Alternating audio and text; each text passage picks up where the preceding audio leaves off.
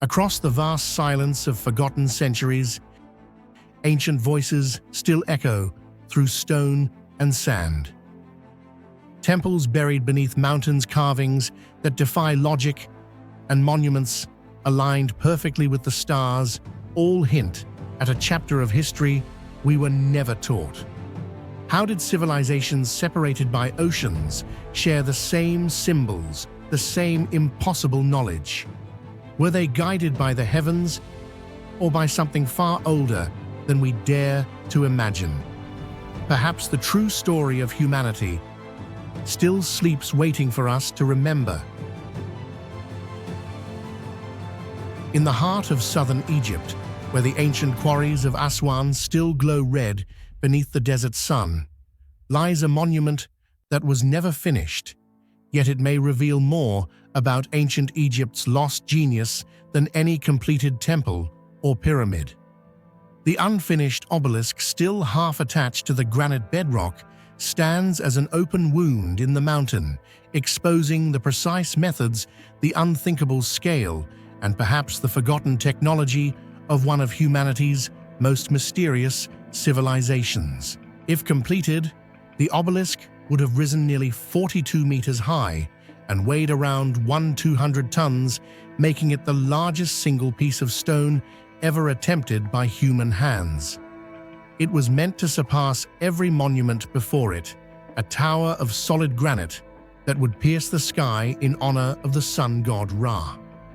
Yet today, it lies abandoned, its massive body cracked, as though the earth itself refused to let it go.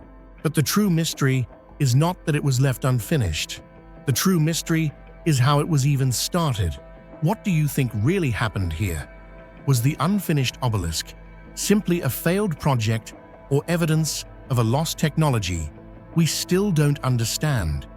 Share your thoughts in the comments below. Granite is one of the hardest natural materials on Earth, ranking around 6.5 to 7 on the Mohs scale, far harder than copper or bronze. Yet scattered across the obelisk's surface are thousands of tool marks, shallow grooves, and rhythmic hammer impressions that look eerily consistent, as if cut by a mechanical rhythm rather than by human hands. Mainstream archaeology suggests that Egyptian workers used dolerite-pounding stones, each weighing several kilograms, to chip away the surface grain by grain. But this method, even when tested by modern experimental archaeologists, proves painfully slow, requiring hundreds of thousands of blows just to remove a few inches of material. To shape the entire 42-meter colossus would have taken decades, if not centuries, and demanded a labor force beyond comprehension.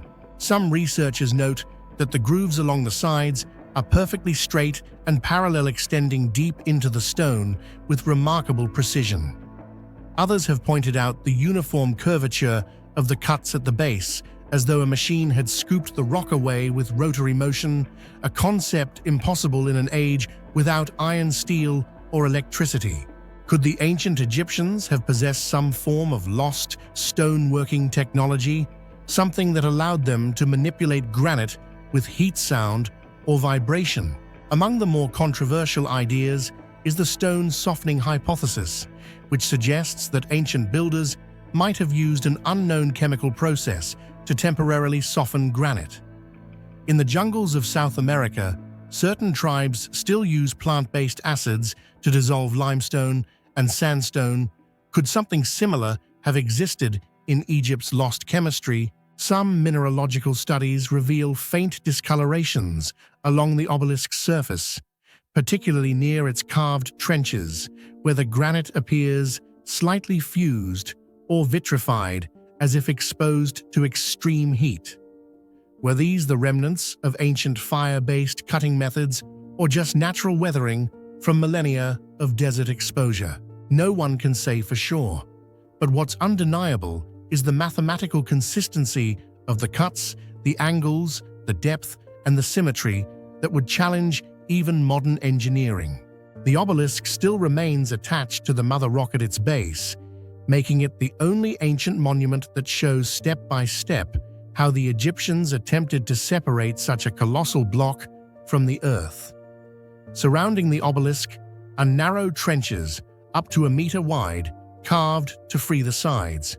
The last phase would have required cutting underneath a task nearly impossible given the confined space. Traditional theory holds that the workers inserted wooden wedges into small gaps, then soaked them with water. As the wood expanded, the pressure would slowly lift and split the stone. This technique works for smaller blocks, but could it really move a monolith weighing over 1,000 tons? Mathematically, the expansion pressure of wet wood could not overcome the gravitational force of a 1,200-ton obelisk. Even if combined with leverage and manpower, it seems implausible.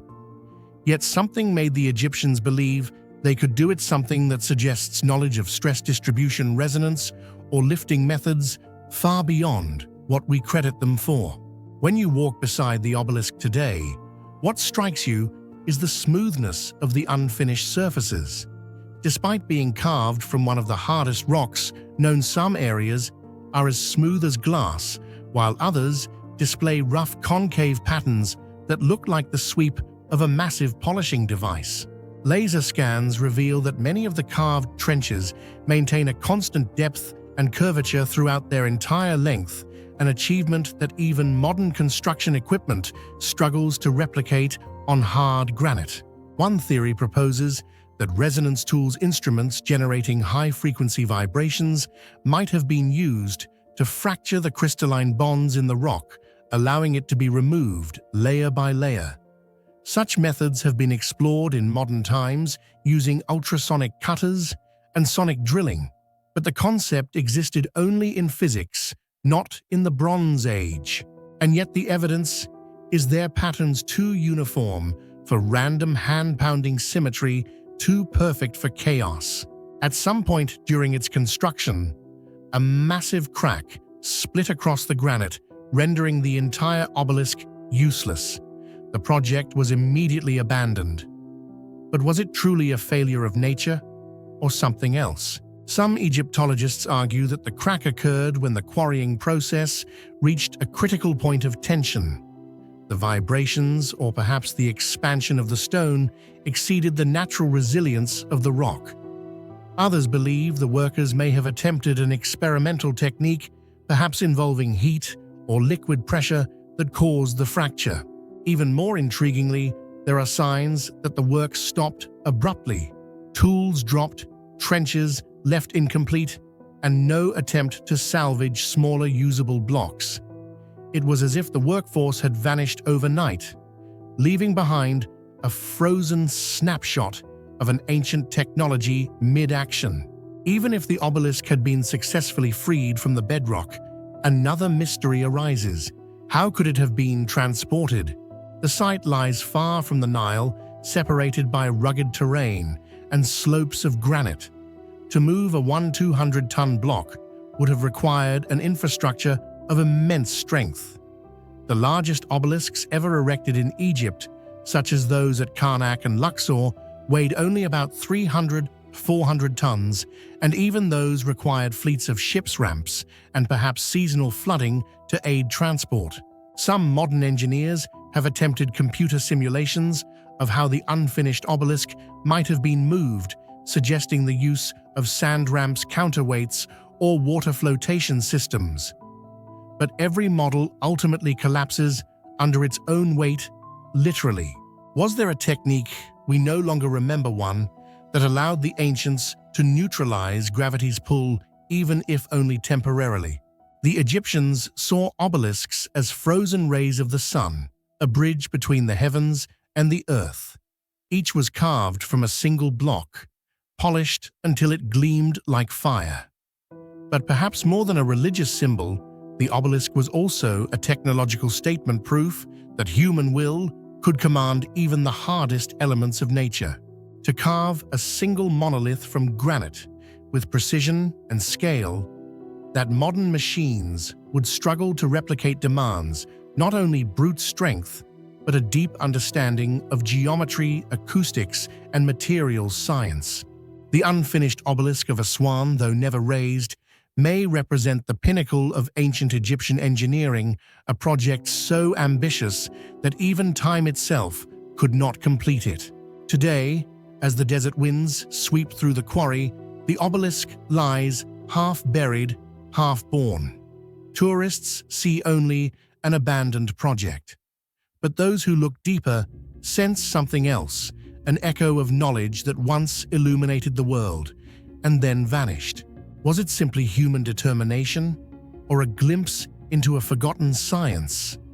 One that allowed our ancestors to command stone, align it with the stars, and raise monuments that still defy our understanding. The unfinished obelisk remains silent, but its silence speaks louder than any inscription. It tells us that there was a time when human beings looked at the hardest mountain and said, "We will make it touch the sky." Amid the windswept sands and coastal plains of eastern India stands a monument unlike any other, the Konark Sun Temple, a structure that has both dazzled and baffled historians, architects, and spiritual seekers for centuries. Rising from the shores of Odisha, this 13th century marvel is more than just a temple. It is a celestial machine carved in stone, a frozen hymn to the sun, and possibly a surviving echo of a civilization whose knowledge of engineering and astronomy far surpassed its time. According to conventional history, the temple was commissioned by King Narasimhadeva I of the Eastern Ganga dynasty around 1250 CE, dedicated to Surya, the Hindu sun god. Yet the more one studies Konark, the less it resembles any other medieval Indian structure. Its geometric precision, astronomical alignment, and enigmatic magnetism have fueled endless debate. Every line, every shadow, every block of granite seems to hide a secret something that refuses to fit neatly into the chronicles of known history. What do you think was the Konark Sun Temple? Truly a religious shrine or an ancient energy machine built by a lost civilization? Share your thoughts in the comments below. Konark's most iconic feature is its form. The entire temple was conceived as a colossal stone chariot drawn by 7 horses and driven by the sun himself. On either side of the structure stand 24 giant wheels, each roughly 3 meters in diameter, carved with mathematical perfection. The spokes are not decorative. They double as precise sundials, capable of tracking the passage of time down to minutes. Scholars have marveled that such functional accuracy could be achieved purely through sculptural design without the use of modern instruments. Every inch of the structure celebrates the cosmic cycle, the rotation of the Earth, the journey of the sun, and the eternal dance between light and darkness. The entire layout reflects a profound understanding of celestial geometry, suggesting that the builders possessed not only artistic genius, but also advanced astronomical insight. At dawn, the first rays of sunlight once streamed through the eastern doorway, illuminating the sanctum where the image of Surya stood bathed in golden light. This alignment was so exact that it worked only at specific times of the year, especially during the equinoxes, when the length of day and night are equal. Such precision implies an advanced grasp of Earth's axial tilt and solar declination concepts supposedly discovered by Western science millennia later. Even more astonishing are the optical effects created by the play of light within the temple. The ancient builders engineered shafts and openings that channel the sun's rays in complex patterns across the inner walls, forming shifting geometries that resemble moving symbols. Some researchers have suggested that these designs encode astronomical data, effectively turning the temple into a giant stone observatory. Covering every surface of Konark are thousands of carvings, depictions of warriors, dancers, animals, and celestial beings. But among them lie strange images that have sparked controversy. Figures holding what look like optical devices, people seated in mechanical chariots with domed roofs, and motifs that seem to show planetary alignments. Are these merely metaphors or remnants of a technological memory? Certain panels even depict human figures surrounded by circular discs or spirals, patterns eerily similar to modern representations of orbits and energy fields. It is as if the temple's artisans were not merely sculptors, but scientists encoding cosmic knowledge into mythic art. The materials used in Konark's construction add another layer of intrigue. The temple's core blocks were made of chlorite, laterite, and magnetite stones, rich in iron content and possessing natural magnetic properties. Ancient travelers recorded that ships passing along the nearby Bay of Bengal had their compasses disrupted by a magnetic mountain. Local legends claim that a massive lodestone once sat atop the temple's central tower, creating a magnetic field strong enough to make the main idol of Surya, cast in iron, levitate in mid-air. Though modern science has not verified this tale, the combination of magnetite and precise geometry could have generated electromagnetic effects. The temple may have been designed to interact with the sun's energy in ways we still don't understand, perhaps as a solar energy resonator or even as an early experiment in geomagnetic architecture. Today, only the Jagamohana, the main hall, remains standing. The temple's original spire, or vimana, which is said to have soared over 70 meters high, collapsed centuries ago. No records exist to explain how or why. Some blame natural disasters, earthquakes, lightning cyclones, while others suspect deliberate destruction during invasions. Yet there are also more esoteric theories that the collapse was not physical, but ritual, that priests dismantled part of the temple to seal away a dangerous energy source. Archaeological surveys have uncovered fragments of melted stone and fused iron around the base, suggesting exposure to extreme heat, as if a powerful discharge or explosion once occurred. Could the temple's internal magnetism have triggered some kind of electrical phenomenon? Or did something more mysterious take place long before recorded history began? Scattered across the temple's base and wheels are cryptic inscriptions and symbols unlike any known Indian script. They don't correspond to Sanskrit, Prakrit, or Kalinga, the languages used in the region's stone records. Some researchers propose that these are astronomical codes representing planetary cycles and solar phases. Others believe they form a ritual language of vibration, perhaps intended to harmonize with the temple's magnetic resonance. To this day, no one has successfully decoded them. They remain mute witnesses of a lost science carved in stone for reasons we can only guess. Visitors often report a tangible sense of power while standing near Konark's massive wheels or inner walls, an almost electric hum that modern instruments occasionally detect as subtle magnetic fluctuation.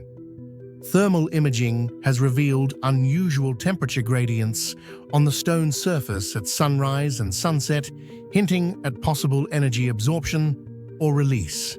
If these anomalies are real, Konark may not have been a passive monument, but an active energy structure channeling solar radiation through mineral resonance. The Sun Temple, in this sense, might literally have been a temple of the sun, not merely in name, but in function. And here lies the enigma that eclipses all others. Historical records attribute the temple to the Eastern Ganga dynasty, but many aspects of Konark contradict the architectural norms of that era.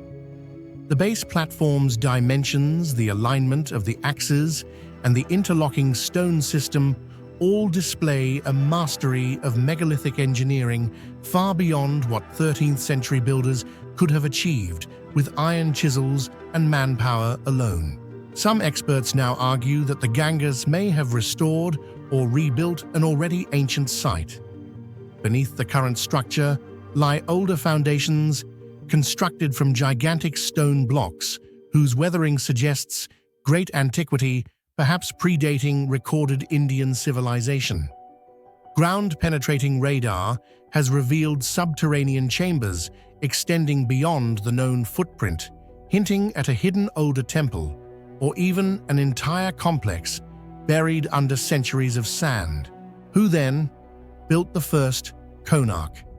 Was it an earlier maritime culture that worshipped the sun as a source of life and power? Was it a forgotten civilization that possessed advanced knowledge of magnetism, geometry, and celestial mechanics? Or could it have been the work of sages who sought to encode cosmic laws into architecture, a language of stone meant to survive the cycles of destruction and rebirth? If the latter is true, the Konark Sun Temple may not have been built merely for worship, but as a repository of knowledge, a monumental textbook of solar science disguised as art. There are signs that the Konark Temple was once part of an ancient network of sun temples spread across India, aligned with sunrise directions and magnetic energy fields. Temples like Modhera and Martand reveal the same forgotten knowledge. Perhaps Konark is the final link to an age when religion and science were one, and humans built temples to resonate with the cosmos. Though now in ruins, the Konark Sun Temple still radiates a mysterious power. Its stone wheels continue to measure time by their shadows, and its stone horses seem to gallop endlessly toward the sun. Within its silence echoes the voice of the past. Perhaps the ancients knew that the sun is not just light, but the heartbeat of life, and they carved that truth into stone, so knowledge would endure through time. Hidden deep within the misty folds of the Colombian Andes lies one of the most mysterious archaeological sites in all of South America, the megalithic ruins of Tierradentro. Unlike Machu Picchu, which towers proudly on open mountainsides, Tierradentro hides its wonders beneath the ground, in dark, silent tombs carved directly into volcanic rock. The name Tierradentro, meaning land within, in Spanish, perfectly captures its essence, a secret world concealed within the earth itself. Archaeologists have long puzzled over who built these monuments, how they achieved such precision, and what they were truly meant to represent. The site, now a UNESCO World Heritage location, dates back roughly 1200 to 1600 years, created by a civilization that flourished and vanished before written history could record its name. What remains today, the intricate tombs, the colossal statues, and the cryptic symbols, tells us one thing for certain. These people possessed a technological and architectural mastery far ahead of their time. What do you think were the builders of Tierradentro ordinary humans, or could they have possessed knowledge far beyond their age? Share your thoughts in the comments below. When one first descends into a Tierradentro hypogeum, it feels like entering another realm, a place built not merely for the dead, but for a sacred communion between life, death, and eternity. Each underground chamber was carefully excavated from solid rock, reaching depths of 2 to 7 meters below the surface. A spiral staircase, narrow and steep, winds downward into the hollowed chamber, revealing smooth walls and perfectly symmetrical domes. There are no signs of random chisel marks, no uneven surfaces. Everything appears deliberate, measured, and balanced. Yet the mystery deepens when we consider the tools available at the time. Archaeological evidence suggests that the Tierradentro builders only possessed stone, bone, and bronze implements, none of which should have been capable of carving into hard volcanic tuff with such clean precision. The spiral staircases alone, with their consistent curvature and even spacing, would have required advanced understanding of geometry and spatial design. To accomplish this underground, often in complete darkness, except for flickering torches, borders on the impossible, by ancient standards. Some experts have compared the precision of Tierradentro's underground chambers to Egyptian rock-cut tombs or the hypogea of Malta, yet the techniques used in Colombia seem uniquely adapted to local geology. The architects somehow knew how to exploit the texture and hardness of the volcanic rock, avoiding fractures or collapses. The ceilings are domed in a way that evenly distributes weight, suggesting not trial and error, but a deliberate understanding of structural mechanics. And then there is the art. The walls are adorned with geometric patterns, spirals, zigzags, diamonds, and humanoid faces painted in red, black, and white. The pigments were made from natural minerals, hematite charcoal, and kaolin. What is most extraordinary is that these pigments have survived for over 1,000 years underground in a humid tropical environment without major fading. Scientists believe the paint was sealed using some unknown binding substance, possibly organic resin, that modern chemistry still struggles to identify. This level of preservation suggests the builders possessed not only architectural expertise, but also chemical knowledge, far beyond what is typical of pre-Columbian societies. The symmetry within these tombs is another enigma. Archaeologists have used laser scanning to map several chambers and discovered that the walls form perfect ellipses or circles with deviations of less than 1 degree accuracy, comparable to that of classical Greek temples. This raises the question: how could ancient builders, without compasses or metal measuring instruments, achieve such perfection in confined underground spaces? One theory suggests the use of a pendulum-based leveling system, similar to how some ancient Egyptians may have aligned their corridors. Another posits that the Tierradentro builders relied on acoustic feedback, tapping the rock to detect variations in thickness and shape. However, these remain hypotheses. The fact that no tools or measuring devices have been found within the site only heightens the mystery. Adding to the enigma are the massive basalt statues scattered around the surrounding hills. Many of them depict humanoid figures with large circular eyes, wide mouths, and clenched hands, symbols of power or guardianship. Some carry weapons, while others bear fangs or animalistic features. A few appear to guard the entrances of the tombs as if watching over the dead. Their artistic style closely resembles that of San Agustin, a culture located hundreds of kilometers away, suggesting a shared knowledge network or perhaps even a single lost civilization whose influence once spread across the Andes. What makes the construction of Tierradentro even more perplexing is the lack of intermediate stages. The site appears fully developed from the start. There are no cruder prototypes, no evidence of gradual improvement. It's as if the builders suddenly appeared already equipped with the technical knowledge to carve complex underground structures and then vanished just as abruptly. The surrounding mountains of Korka are volcanic, riddled with soft tuff, yet prone to collapse under vibration. To carve multi-chambered tombs without causing the mountain to crack or cave in requires a profound understanding of rock stability and load distribution knowledge, typically associated with modern engineering. The Tierradentro builders must have tested the resonance and density of the rock layers, choosing only the safest zones to dig. Some tombs are even aligned according to the path of the sun, so that at specific times of year, light filters down the entrance shaft and illuminates the inner chamber, a feat that implies a deep awareness of astronomy and solar cycles. When Spanish chroniclers first heard stories of Tierradentro in the 16th century, they refused to believe that local people could have built it. They assumed it was the work of a lost race of giants or of beings that came from the stars. Even today, many indigenous myths echo that idea, tales of the ones who came from the sky teaching their ancestors how to carve the sacred earth. These stories may sound fantastical, yet they reveal how even ancient descendants recognize the superhuman nature of the construction techniques.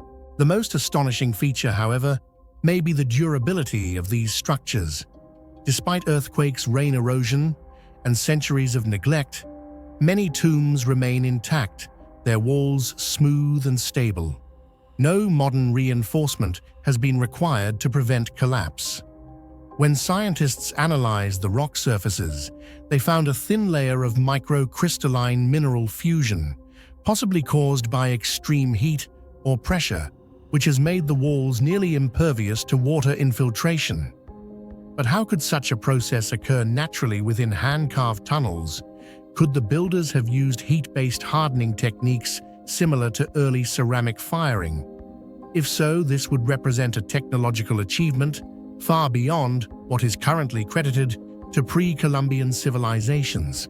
Yet despite all these marvels, the identity of the builders remains unknown. No written records exist, no traces of their language or names.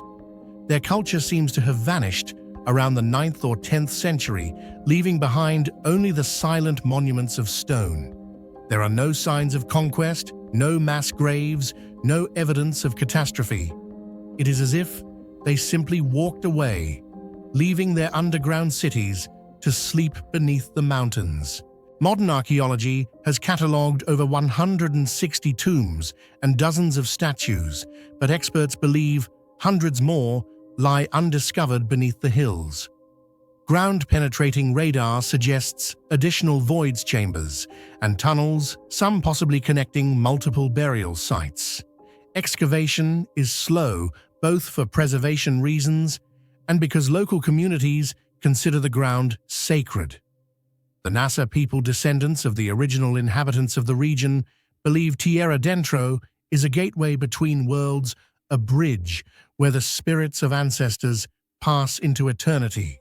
The mystery of Tierradentro goes beyond tombs.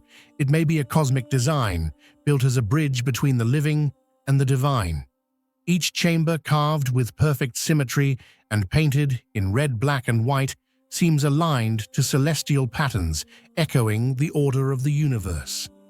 Beneath the Andes, these ancient engineers created spaces that combined geometry, light, and faith into one unified vision. Even today, with all our technology, we cannot match their precision. Who were they? How did they master such knowledge? Somewhere below hidden chambers may still hold the truth of a forgotten genius that defies time. Far below the restless waves of the Atlantic, where light fades into eternal darkness, whispers speak of something impossible, a colossal pyramid made entirely of crystal sleeping beneath the infamous Bermuda Triangle. For centuries, this stretch of ocean has swallowed ships, silenced aircraft, and erased entire crews without leaving a trace. But what if the cause isn't a storm, or magnetism, or time itself? What if hidden deep within the abyss there lies an ancient power, a monument older than history, built by hands not of this world? Some call it the Crystal Pyramid, others call it the Heart of Atlantis. Whatever its name, it stands as one of the most haunting riddles of our planet, a structure that challenges everything we think we know about Earth's past. What do you think really lies beneath the Bermuda Triangle? An ancient monument, a lost civilization, or something beyond our understanding? Share your thoughts in the comments below. It all began in the 1960s, when American oceanographer Dr. Ray Brown claimed that during a diving expedition near the Bahamas, he discovered a massive structure beneath the sea. Brown recounted that while swimming through a deep trench, his flashlight suddenly reflected off a smooth, gleaming surface. And as he approached, he realized it was a giant pyramid made of a transparent material like crystal or glass, so tall that its tip nearly reached the sunlit waters above. According to him, Its surfaces were unnaturally smooth, without algae or sand, as if protected by an invisible energy field. Brown also described a circular central chamber inside the pyramid, and at its core was a glass-like sphere suspended in mid-air, glowing with a soft blue light. He believed it could be the pyramid's energy source, or heart, a form of technology far beyond modern understanding. When he touched it, he felt a light electrical shock run through his body, and afterward, all his electronic devices began to malfunction. Years later, sonar scans and unmanned submersibles reportedly detected a pyramid-shaped structure nearly 2,000 meters below the surface. Data indicated perfect geometric proportions, almost identical to those of the Great Pyramid of Giza, yet larger in scale and situated where no human civilization could have existed in prehistory. This led many to believe it could not have been built by ancient humans. The site of discovery lies within the Bermuda Triangle, the infamous region between Florida, Puerto Rico, and Bermuda. Countless mysterious disappearances of ships and aircraft have occurred here throughout the 20th century. Pilots and captains who survived described compasses spinning wildly, engines shutting down, and gigantic columns of light rising from the ocean into the clouds. Some claim the Crystal Pyramid might be the cause, functioning as an ancient energy transmitter or magnetic field generator that disrupts electronics and navigation systems. Scientists believe that the most astonishing aspect isn't the shape or location, but the material that makes up the pyramid. If Dr. Ray Brown's account is true, then the idea of a massive structure made entirely of crystal or glass, surviving under immense oceanic pressure for tens of thousands of years, is almost impossible by modern technological standards. Even today's reinforced glass would shatter under such conditions. Some bold theories suggest that the material could be a self-regenerating synthetic crystal, or perhaps an extraterrestrial compound, something created by a civilization with technology far beyond human understanding. From here, theories multiplied. Many believe the Crystal Pyramid could be a remnant of the lost civilization of Atlantis, the mythical kingdom described by Plato as swallowed by the wrath of the gods. According to legend, the Atlanteans mastered crystal-based energy technology capable of storing and amplifying solar power, manipulating weather, and even altering gravity. If true, this pyramid might still be a dormant energy source, silently active beneath the Bermuda Triangle, the very origin of its strange anomalies. Others suggest the structure was created by an extraterrestrial intelligence.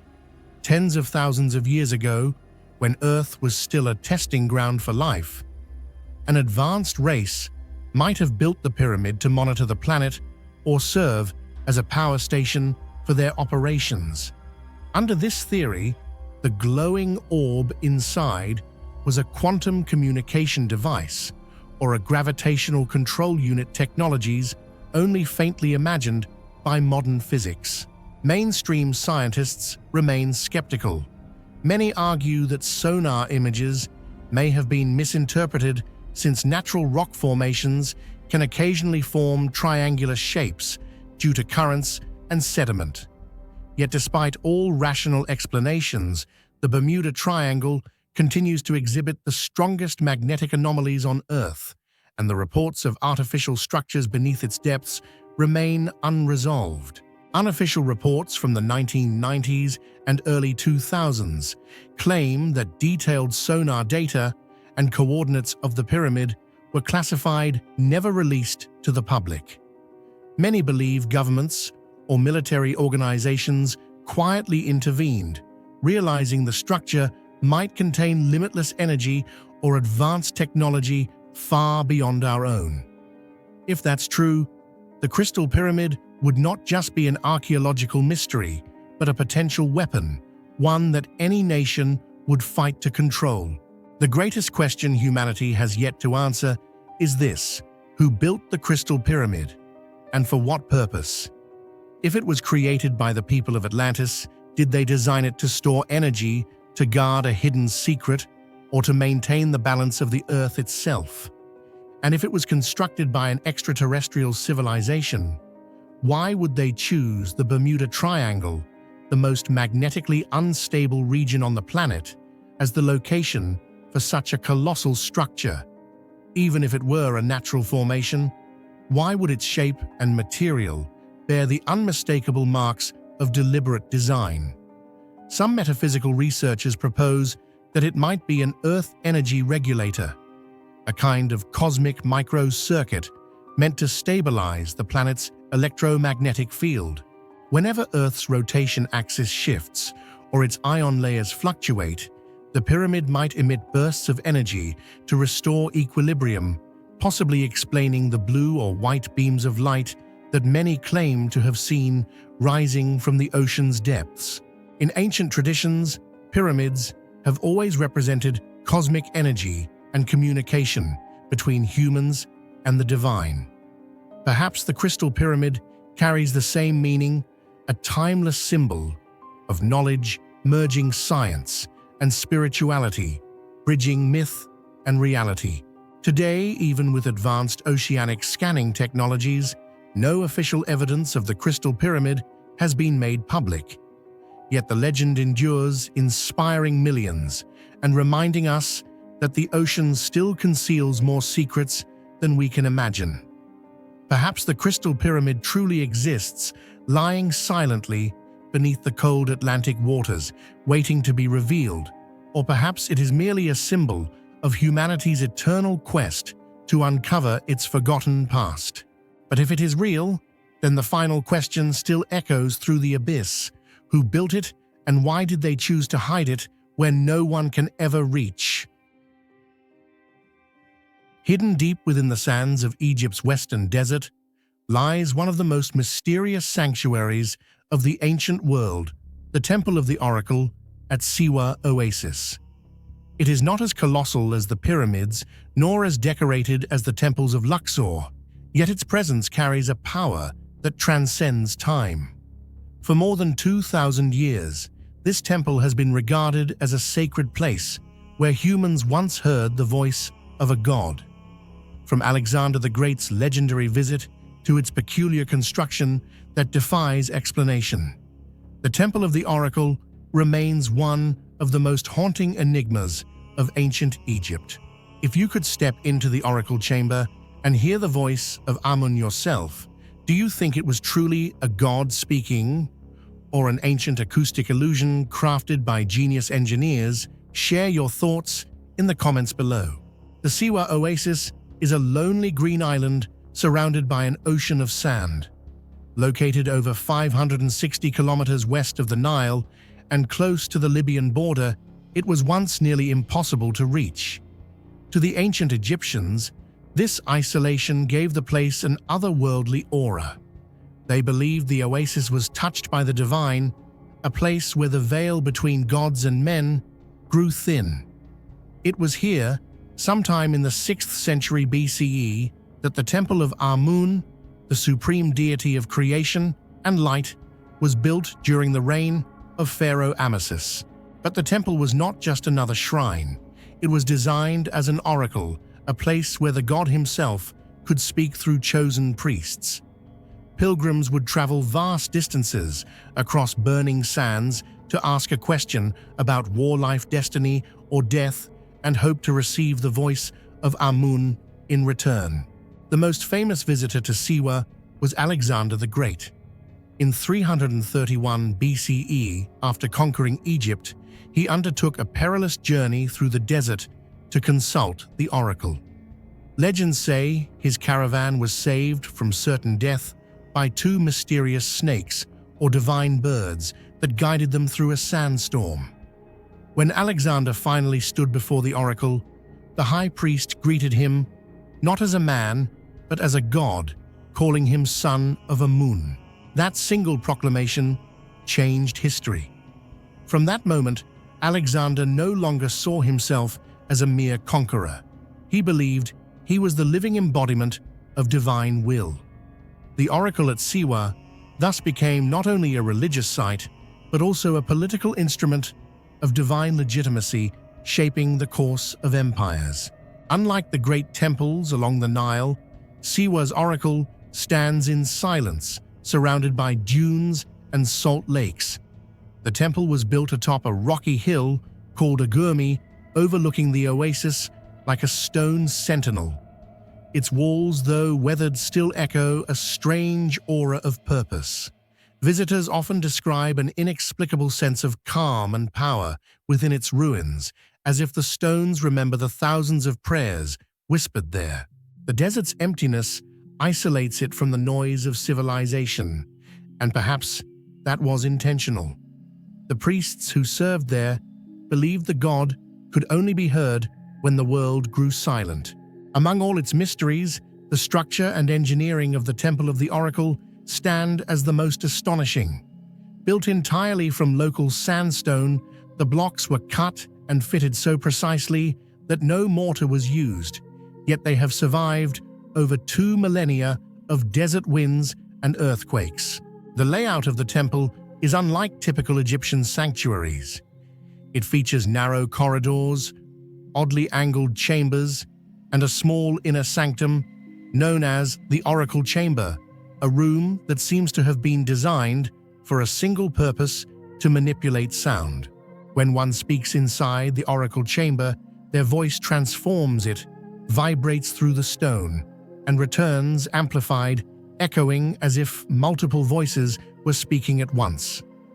To ancient pilgrims, this was no accident of architecture, it was the literal voice of Amun. Modern researchers who studied the site were astonished by how its acoustic design perfectly amplifies low-frequency sounds, especially male voices. There are no visible sound-enhancing mechanisms, no hollow cavities like in later amphitheaters. Instead, the effect is achieved entirely through the shape and density of the stone walls, which reflect sound in waves that converge near the altar. This means the builders of Siwa nearly 2,600 years ago must have possessed a deep, almost mathematical understanding of acoustics. How could they have achieved this without modern tools or scientific theory? Was this knowledge inherited from an even older civilization, or was it the result of centuries of experimental craftsmanship now lost to history? Ancient texts describe the rituals that took place here. When a supplicant entered the oracle chamber, priests would light incense, and the room would fill with the scent of burning oils. Then, in near darkness, a disembodied voice would echo from the stone walls, a deep resonant tone that seemed to come from nowhere. Some historians suggest that hidden corridors or chambers beneath the temple allowed a priest to speak unseen, creating the illusion of divine speech. Yet no conclusive evidence has been found. Ground-penetrating radar has hinted at underground structures, but fragile stonework prevents full excavation. Others argue that the temple's acoustic resonance itself could produce such effects naturally.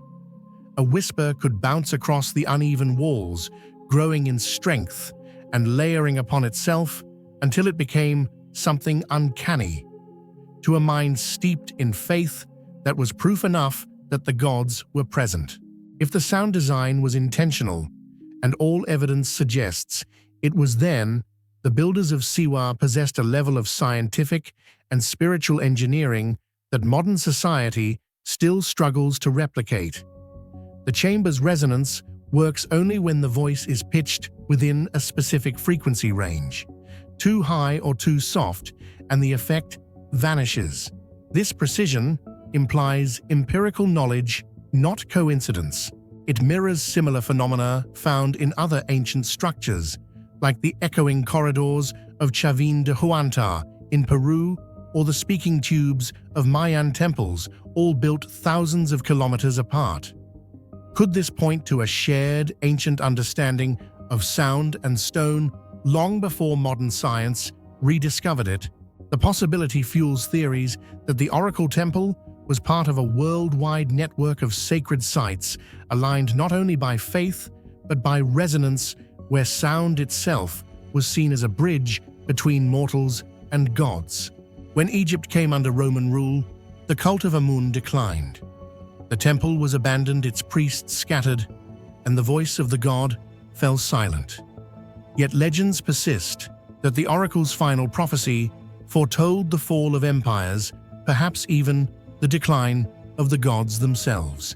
Today, the temple still stands battered but proud, its weathered stones glimmering under the desert sun. Tourists walk through its ruins, unaware that every footstep stirs the same sand, once crossed by kings and prophets. Locals say that on certain nights, when the wind passes through the chambers, you can still hear a low hum, as if the god of Siwa is whispering again, his voice carried by time. The Temple of the Oracle remains a paradox, a structure that is both simple and impossibly advanced. How its builders achieved such acoustic precision, why it was constructed in a place so remote, and what knowledge has been lost with its priests, these questions continue to baffle historians and engineers alike. Perhaps the temple was never meant to be understood through logic alone. To the ancient sound was sacred the vibration of creation itself. The Oracle of Siwa may have been more than a temple. It was a machine of faith designed to make mortals believe they were hearing the cosmos speak. And in that belief lies its greatest power. Even now, standing within its crumbling walls, one can almost imagine the moment the voice of Amun echoed through stone, a deep, rumbling tone that seemed to shake the air itself. In that instant, the desert would have fallen silent, and every human heart would have believed the god is real. High in the desolate mountains of southeastern Turkey, where the winds sweep across barren peaks and the air grows thin with silence, lies one of the most mysterious sites ever built by human hands, Mount Nemrut, the resting place of kings and gods. It is a mountain that defies time, crowned by colossal statues whose broken faces still watch the rising and setting sun after more than 2,000 years. This sacred summit, standing over 2,100 meters above sea level, was once the heart of a forgotten kingdom. Commagene and its king Antiochus the Theos believed he could bridge the world of mortals and immortals. What do you think about a king who dared to see himself as a living god, building a tomb atop a mountain that touches the sky just to stand beside the divine? Was it human arrogance or the limitless dream of a visionary soul? Share your thoughts in the comments below. I'd love to hear your perspective on the Mountain of the Gods, Mount Nemrut. When German engineer Carl Sester first stumbled upon the site in 1881, he could not believe what he saw. Massive stone heads, each 2 meters tall, lay scattered on the ground, like the remnants of fallen gods. Behind them loomed an artificial mound of crushed limestone, rising like a man-made mountain within a mountain. It was not a natural formation. It was a tomb, a temple, and a cosmic symbol, all in one. Scholars soon realized they had uncovered one of the strangest royal monuments of the ancient world, a project born from the mind of a ruler who dared to turn his own grave into a temple of eternity. Antiochus reigned during the 1st century BCE over Commagene, a small but prosperous kingdom wedged between the empires of Rome and Parthia.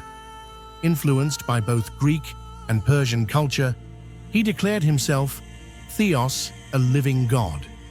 To immortalize his divine status, he commissioned a monumental sanctuary atop Mount Nemrut, a place so remote that only the gods could reach it.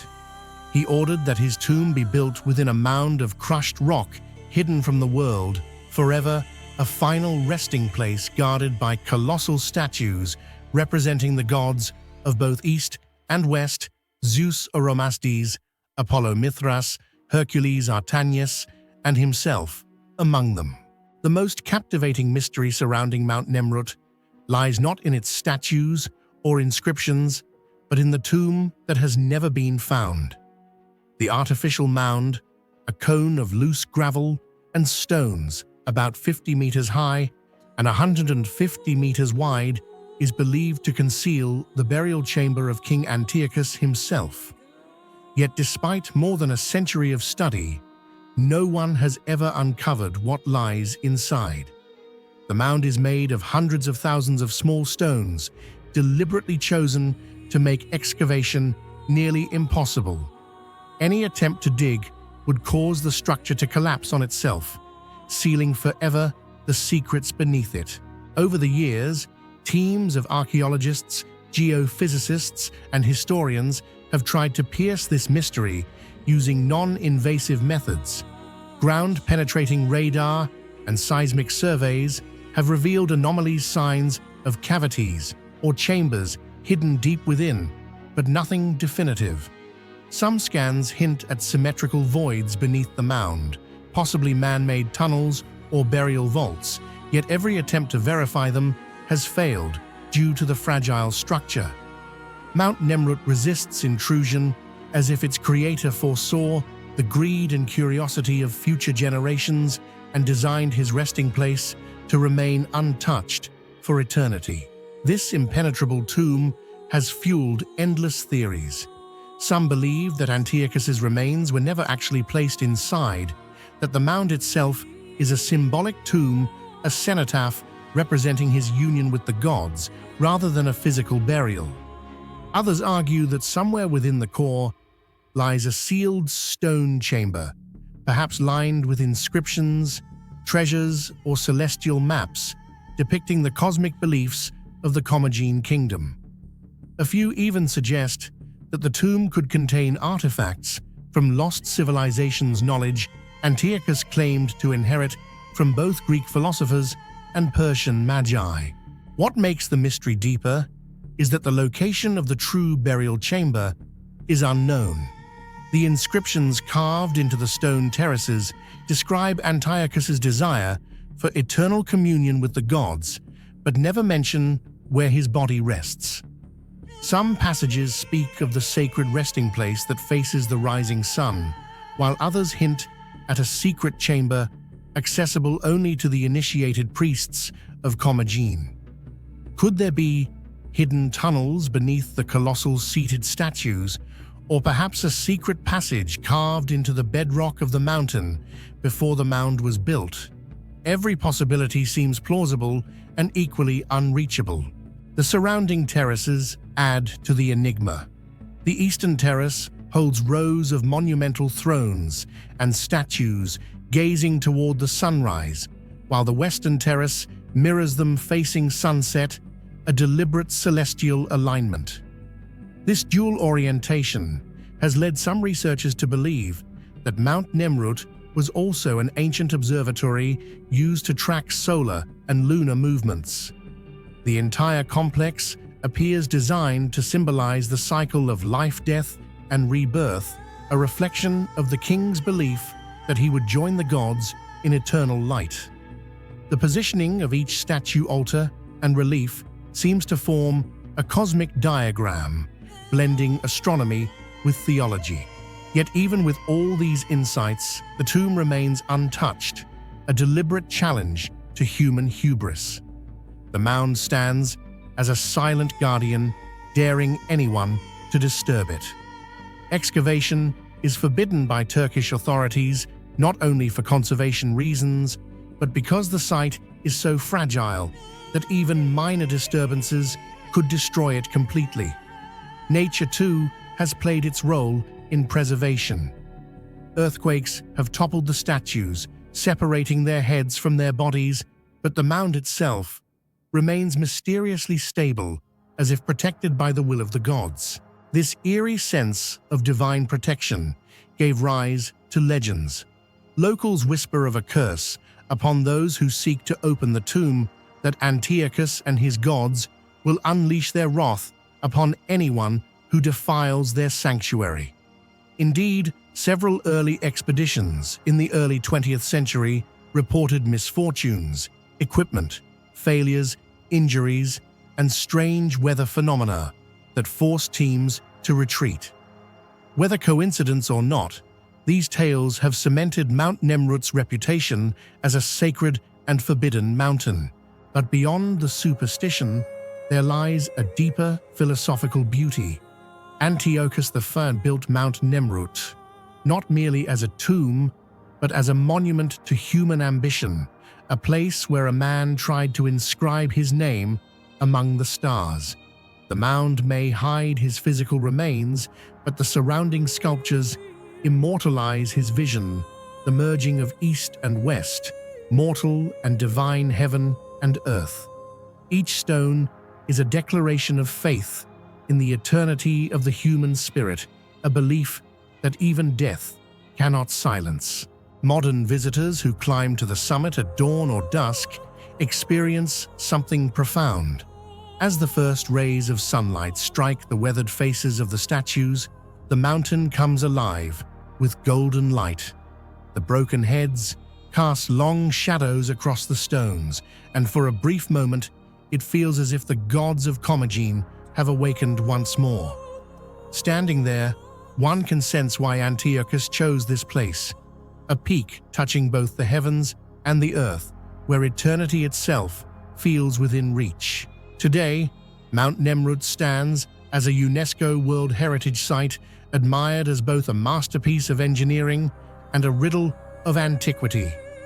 Scholars continue to study it, tourists continue to wonder, but its core remains sealed, a perfect metaphor for humanity's endless pursuit of knowledge, always reaching, never quite touching the divine. The unbroken silence of the tomb speaks louder than any discovery. Could some secrets perhaps were meant to remain hidden? Perhaps Antiochus achieved what he desired most, immortality through mystery. For as long as no one opens his tomb, the world will continue to imagine what lies within treasure scrolls, or perhaps nothing at all. And in that eternal question, in that space between knowledge and faith, Mount Nemrut will forever reign as one of the greatest enigmas of our ancient world. Would you dare to open the tomb of Antiochus if you had the chance, or would you leave it untouched to guard its secrets for eternity? Across the golden sands of Abu Ghurab, just north of Abusir, lies a structure that almost never appears in popular documentaries or tourist brochures, yet it may be one of the most extraordinary monuments of the ancient world. The Sun Temples of New Ser, built more than 4,400 years ago, are not mere relics of religion. They are in many ways a coded testament to the Egyptians' deep understanding of the cosmos. While most of the world recognizes the Great Pyramids of Giza as symbols of Egyptian genius, very few have heard of the mysterious Sun Temple of New Ser, the last and most complete of its kind. Dedicated to the god Ra, this complex stood as the spiritual and scientific heart of a civilization obsessed with the sun, not simply as a source of light, but as the very force that governed life, death, and rebirth. If the ancient Egyptians could truly align sunlight with almost perfect precision, how did they achieve that more than 4,000 years ago without any modern instruments? Do you think it was the result of advanced astronomical knowledge, a lost technology, or a mystery that remains unsolved to this day? Share your thoughts in the comments below. I'd love to hear what you think about this ancient enigma. The 5th dynasty of Egypt marked a profound religious transformation. Pharaohs of earlier dynasties were worshipped as living gods themselves, but New-Ser-Ini, the 6th king of this dynasty, did something revolutionary.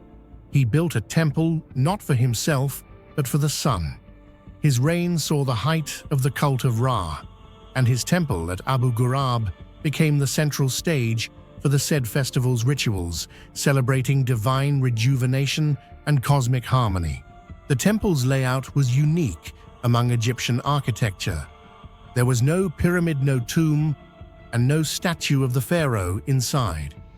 Instead, there was an enormous obelisk rising from a flat base, a structure representing the Benben stone, the mythical point of creation where the first rays of the sun touched the earth. Around it were open courtyards, sanctuaries, offering tables, and basins made of alabaster, all designed to interact with light in ways that remain astonishing even to modern engineers. Of all the mysteries surrounding the Sun Temples, none is more striking than their astronomical precision. Every wall, every platform, and every pathway seems to have been positioned according to the movements of the sun. During the summer, solstice sunlight would fall directly along a central axis, illuminating the altar in a perfect line from the horizon. During the winter solstice, the same alignment shifted slightly, yet still struck a particular wall or feature with uncanny accuracy. These alignments are not coincidences. They suggest that the Egyptians had an advanced understanding of solar declination and seasonal movement concepts that modern astronomers only began to describe thousands of years later. The massive obelisk at the heart of the temple was more than a symbol, it acted as a gnomon, a colossal sundial that allowed priests to measure the sun's height and angle throughout the day. The shifting shadows across the courtyard could have been used to predict solstices, equinoxes, and agricultural cycles. In essence, the temple was not only a sanctuary of worship, it was a functioning observatory built centuries before ancient Greece even coined the term astronomy. Modern surveys of Abu Ghurab reveal that the temple's alignment deviates by less than 1 degree from true solar east-west orientation, an astonishing feat for an age without telescopes or compasses. How could ancient architects have achieved such precision? Some Egyptologists propose that they used simple but effective tools, shadow sticks, sighting rods, and ropes aligned with the sunrise and sunset over a full year. But others suggest something deeper, that the priests of Ra possess knowledge of geometry and timekeeping far beyond their era. Carved reliefs found within the ruins depict priests performing rituals under blazing sunlight, pouring offerings of milk and wine into stone basins that reflected the sky above. It's believed that the light patterns formed by these basins marked the passage of the sun across the seasons, turning each ritual into both a spiritual and scientific act. At dawn, when the first rays broke over the desert horizon, they would strike the obelisk's gleaming limestone tip, sending a beam of light cascading down into the courtyard. Archaeologists reconstructing the site noted that on certain days of the year, the sunlight hit the alabaster altar at precisely the moment of sunrise, creating a breathtaking illusion. The sun seemed to rest on Earth for a fleeting instant. Such phenomena could not have been accidental. The architects of Nuser's temple clearly studied the sun's path, designing their sacred geometry to synchronize with celestial rhythms. The result was a place where worship and science merged, where the divine was measurable and the measurable was divine. Even the choice of materials speaks to this. The alabaster floors and basins polished to a mirror finish amplified the sun's light into radiant brilliance, making the entire courtyard glow. Ancient texts refer to the temple as the horizon of Ra, suggesting it represented the place where the sun met the earth. If the sun temples of Nuser were indeed observatories, what exactly did the Egyptians learn from them? Some scholars argue that these temples helped establish the earliest solar calendar, aligning festivals and harvest seasons with astronomical events. Others believe that the temples were also centers for measuring time and studying the heavens, laying the groundwork for later Egyptian and even Babylonian astronomy. Yet, as impressive as these explanations are, they do not fully capture the sense of mystery that surrounds Abu Ghurab. certain features remain unaccounted for: channels carved into stone floors, circular basins whose exact purpose is unknown, and fragments of metallic residues that hint at a lost form of solar technology or ceremonial function. Could these have been used to concentrate sunlight, or to generate heat or energy during rituals? Some researchers outside mainstream academia suggest the temple was designed as a solar resonator, converting sunlight and sound into power during sacred ceremonies. While no hard evidence confirms such theories, they reflect just how strange and advanced this site seems even today. The genius of the Sun Temples lies in their dual nature. They were both a place of worship and a place of measurement, where priests served as astronomers and rituals were conducted in harmony with celestial patterns. This blending of faith and science is what makes Nusair's legacy so fascinating. Every sunrise over Abu Ghurab was not merely a natural event, it was a reenactment of cosmic creation.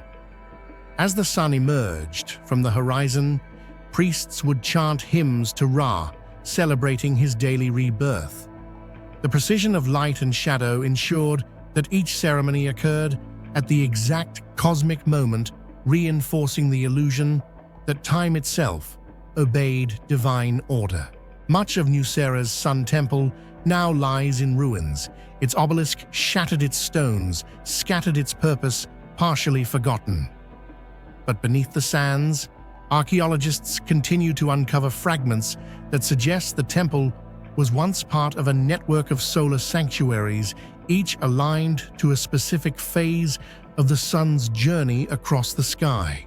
The existence of these temples, 6 known, but only 2 ever found, raises deeper questions. Were they isolated monuments of devotion, or parts of a greater interconnected system of observation? Did ancient Egypt once possess a nationwide network of solar observatories, all synchronized to maintain cosmic balance? In the end, what makes the Sun Temples of Nusair truly remarkable is not just their age, but their impossible precision.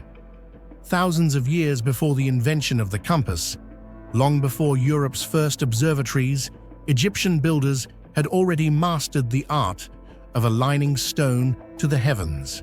This was not luck, it was knowledge, deliberate, tested, and deeply spiritual. The temple at Abu Ghurab may have been the world's first fusion of astronomy, architecture, and theology, a place where the divine sun was not simply worshipped, but measured, charted, and understood.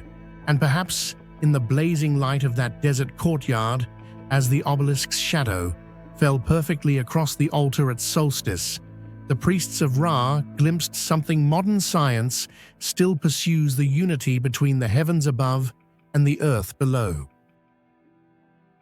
Amid the western desert of the Nile, where the wind sweeps through ruins and time-stained walls, lies a sacred land known as Abidos. To the ancient Egyptians, this was not merely the resting place of the first pharaohs. It was a gateway to the afterlife, the realm where souls would meet Osiris, the god of death and rebirth. It was in this hallowed ground that archaeologists discovered a massive tomb, but one with no identity. No name, no royal insignia, no mummy. Only a silent structure holding something that history itself seems determined to hide. Since its discovery, this tomb has stunned the Egyptological world. Its colossal size and layout match those of early royal tombs, clearly built for a figure of great power, yet there is no name inscribed on its walls, coffers, or artifacts. This is unheard of in Egyptian burial tradition, a culture where every pharaoh ensured his name was carved everywhere to secure eternal life through the written word. No name means no existence in the afterlife. So why would a ruler or a being of any kind accept such oblivion? Or was his name erased deliberately as punishment, as a curse, or to conceal a secret that must never be spoken? The tomb lies near El Kab, the royal necropolis of Egypt's first and second dynasties, the burial ground of the earliest kings. In the same sands that cradle the remains of Narmer-Jer and Den, a nameless structure rises silent and unmarked.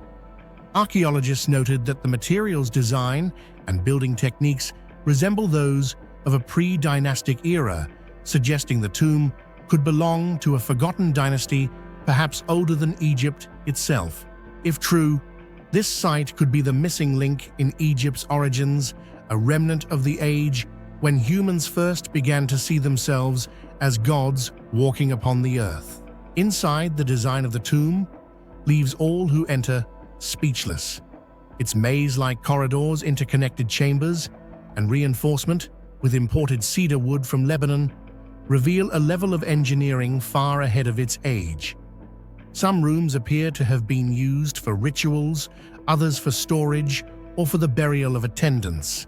Its scale and complexity rival those of the Valley of the Kings, yet this tomb predates that site by millennia. Even beneath layers of dust, the walls radiate a strange grandeur, as if the one who ordered them built was not merely a king, but something greater. In the heart of the tomb's central corridor lies its greatest enigma, a series of inscriptions that seem to defy both language and logic. When archaeologists first illuminated the massive stone blocks with their lamps, they expected to see hieroglyphs, prayers to Osiris, or royal titles as in any other tomb. Instead, they were met with a pattern of lines and symbols utterly foreign to Egyptian tradition. These markings were not hieroglyphic, nor did they resemble the cursive hieratic script used by temple scribes. They formed flowing loop spirals and interlocking geometric shapes, circles within triangles, zigzagging strokes, and patterns that eerily resembled waves or pulses of energy. Each was carved with uncanny precision, as if guided by an unshakable mathematical rhythm.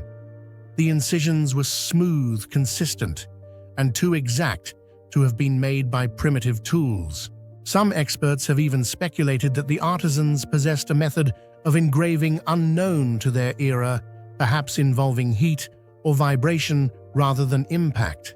What puzzled researchers even more was the absence of structure, no grammatical order, no repetition, no clear direction of reading. Yet the symbols were placed deliberately, as if they conveyed meaning beyond language. Certain motifs faintly echoed the early Naqada culture's pre-dynastic signs, while others seemed completely alien. Linguists attempting comparison found shocking parallels between these carvings and markings discovered at Tiahuanaco in South America and Harappa in the Indus Valley sites, separated from Egypt by oceans and thousands of years. Could this indicate a forgotten global system of symbols, a kind of prehistoric code that linked early civilizations before history began?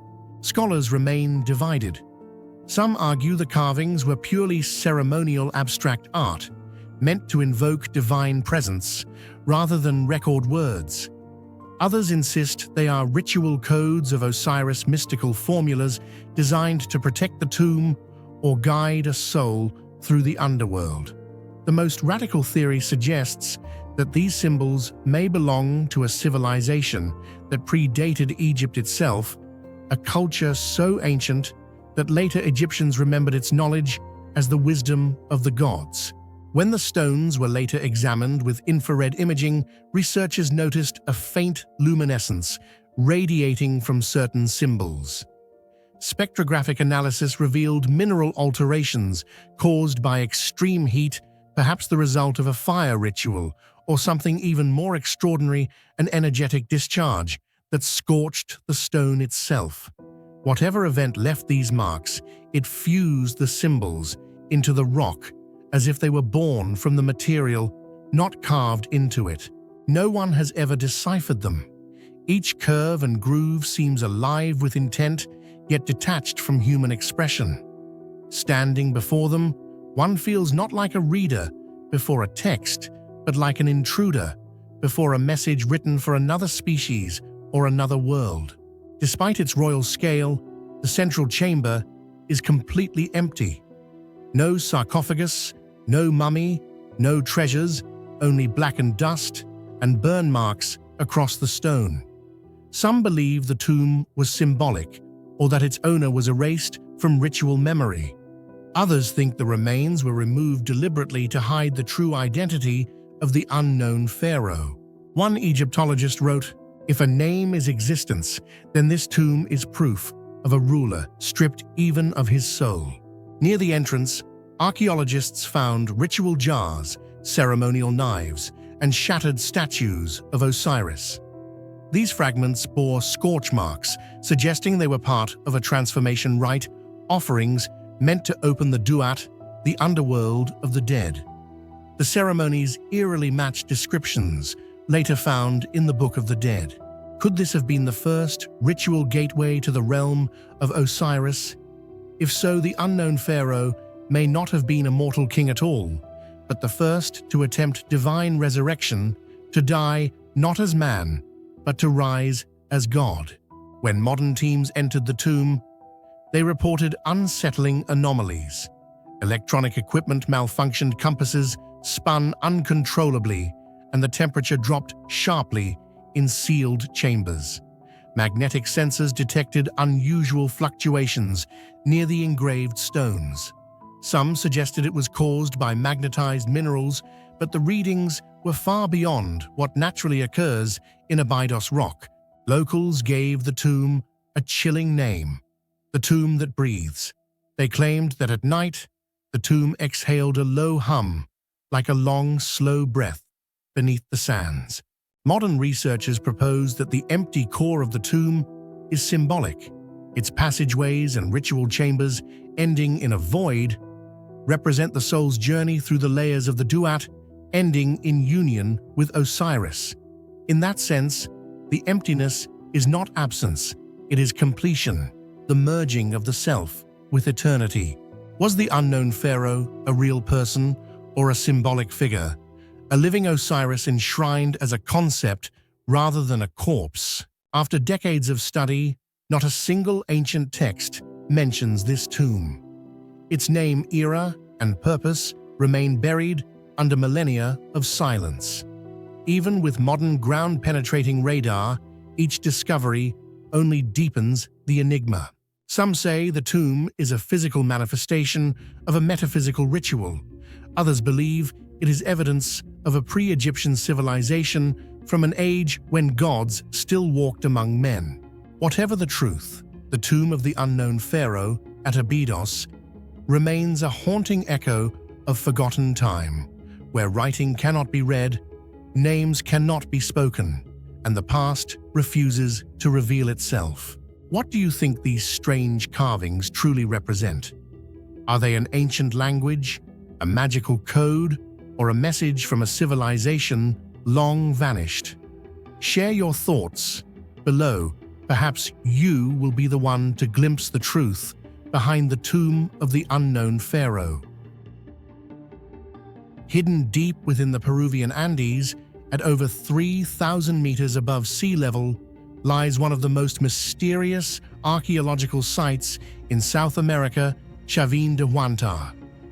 To the casual traveler, it might look like nothing more than an ancient collection of stone temples and tunnels. But to historians, archaeologists, and mystics alike, it is a puzzle, a masterpiece of architecture and symbolism that seems far too advanced for the era in which it was built. Beneath its silent stones lingers a question that has haunted researchers for generations: who truly built Chavin, and for what purpose? If a civilization over 2,500 years ago was capable of building something so sophisticated, far beyond the knowledge of their time, then who do you think truly created Chavin de Huantar? Was it ancient humans with lost knowledge, or could it have been another civilization, perhaps even something not of this earth, that left their mark here? Share your thoughts in the comments below. I'd love to hear your perspective on this mystery. When you first arrive, The air itself feels different, thin, cold, and almost sacred. The ruins sit perfectly between two rivers, the Mosna and the Wacheksa, a natural meeting point between the Andean highlands and the Amazon basin. It is a place where the mountains meet the jungle, where two ecosystems and perhaps two worlds touch. Archaeologists believe the location was deliberately chosen for its energetic convergence. The Chavin people saw mountains as living gods, rivers as veins of the earth, and stone as a sacred medium that could store the voices of spirits. To them, Chavin was not just a temple, it was a portal, a gateway between the human and the divine. Beneath the visible ruins lies a labyrinth of underground tunnels, corridors, and chambers carved from massive stone blocks, each one fitted together with uncanny precision. There is no mortar, no visible tool marks, yet the stones interlock perfectly even after more than 2 millennia of earthquakes. These tunnels twist and loop in ways that defy logic, often leading to small hidden rooms where the air grows still and sound transforms into strange echoes. Some believe these spaces were used for meditation or initiation rituals. Others think they were designed to manipulate the senses, altering sound, light, and perception to induce spiritual experiences. When modern researchers began to test the acoustics of these passages, they discovered something extraordinary. The architecture itself seems to have been designed for sound. Deep tones played through conch shell trumpets, known as pututus, reverberate through the stone corridors in haunting animal-like roars. The vibrations travel in unpredictable ways, creating the illusion that voices are emerging from the walls themselves. Imagine standing in the darkness, surrounded by echoes that growl and whisper, believing, as ancient pilgrims once did, that the gods were speaking to you. Some scientists have even called Chavin the first acoustic cathedral in human history. Everywhere you look, symbols of transformation cover the walls, carved serpents winding through stone jaguar faces, merging with human ones, eagles spreading their wings in eternal flight. These images form part of a complex religious iconography that represented power, life, death, and rebirth. At the very center of the labyrinth stands the Lanzon, a towering granite monolith carved with a hybrid deity, human body, feline fangs, serpent hair, and spiral eyes. Its placement deep within the tunnels, illuminated only by a shaft of light from above, suggests that it was the heart of the Chavin cult, the axis where heaven, earth, and the underworld converged. What astonishes archaeologists is not only the art itself, but the level of scientific knowledge encoded within the site. The temples and galleries of Chavin align precisely with solar and stellar patterns. During solstices, specific shafts of light penetrate through narrow openings to illuminate sacred carvings. The drainage system beneath the temple was so advanced that it could redirect water flow to create roaring sounds, possibly used to simulate the voice of deities during ceremonies. Such mastery of engineering, astronomy, and acoustics seems almost impossible for a culture that flourished over 2,500 years ago. But the mystery deepens further when we consider what kind of rituals took place here. Many artifacts found at Chavin, including engraved tablets and cactus-shaped ceremonial vessels, suggest the use of psychoactive plants such as the San Pedro cactus. Those who consumed it would experience vivid hallucinations accompanied by the overwhelming sensory manipulation of sound, darkness, and vibration within the tunnels. In that altered state, surrounded by the echoing growls of conch shells and the faces of jaguars carved in stone, participants may have felt themselves crossing into another dimension. Was this how the priests of Chavin communed with their gods through carefully engineered sensory transformation? And yet, amid all these wonders, the greatest mystery remains unsolved. Who truly built Chavin de Huantar? Officially, it is attributed to the Chavin culture, which flourished between 1200 and 500 BCE. But when archaeologists date the stones and analyze the precision of the construction, they find inconsistencies. The engineering sophistication, the alignment to celestial cycles, and the acoustic mastery seem far beyond the known capabilities of early Andean societies.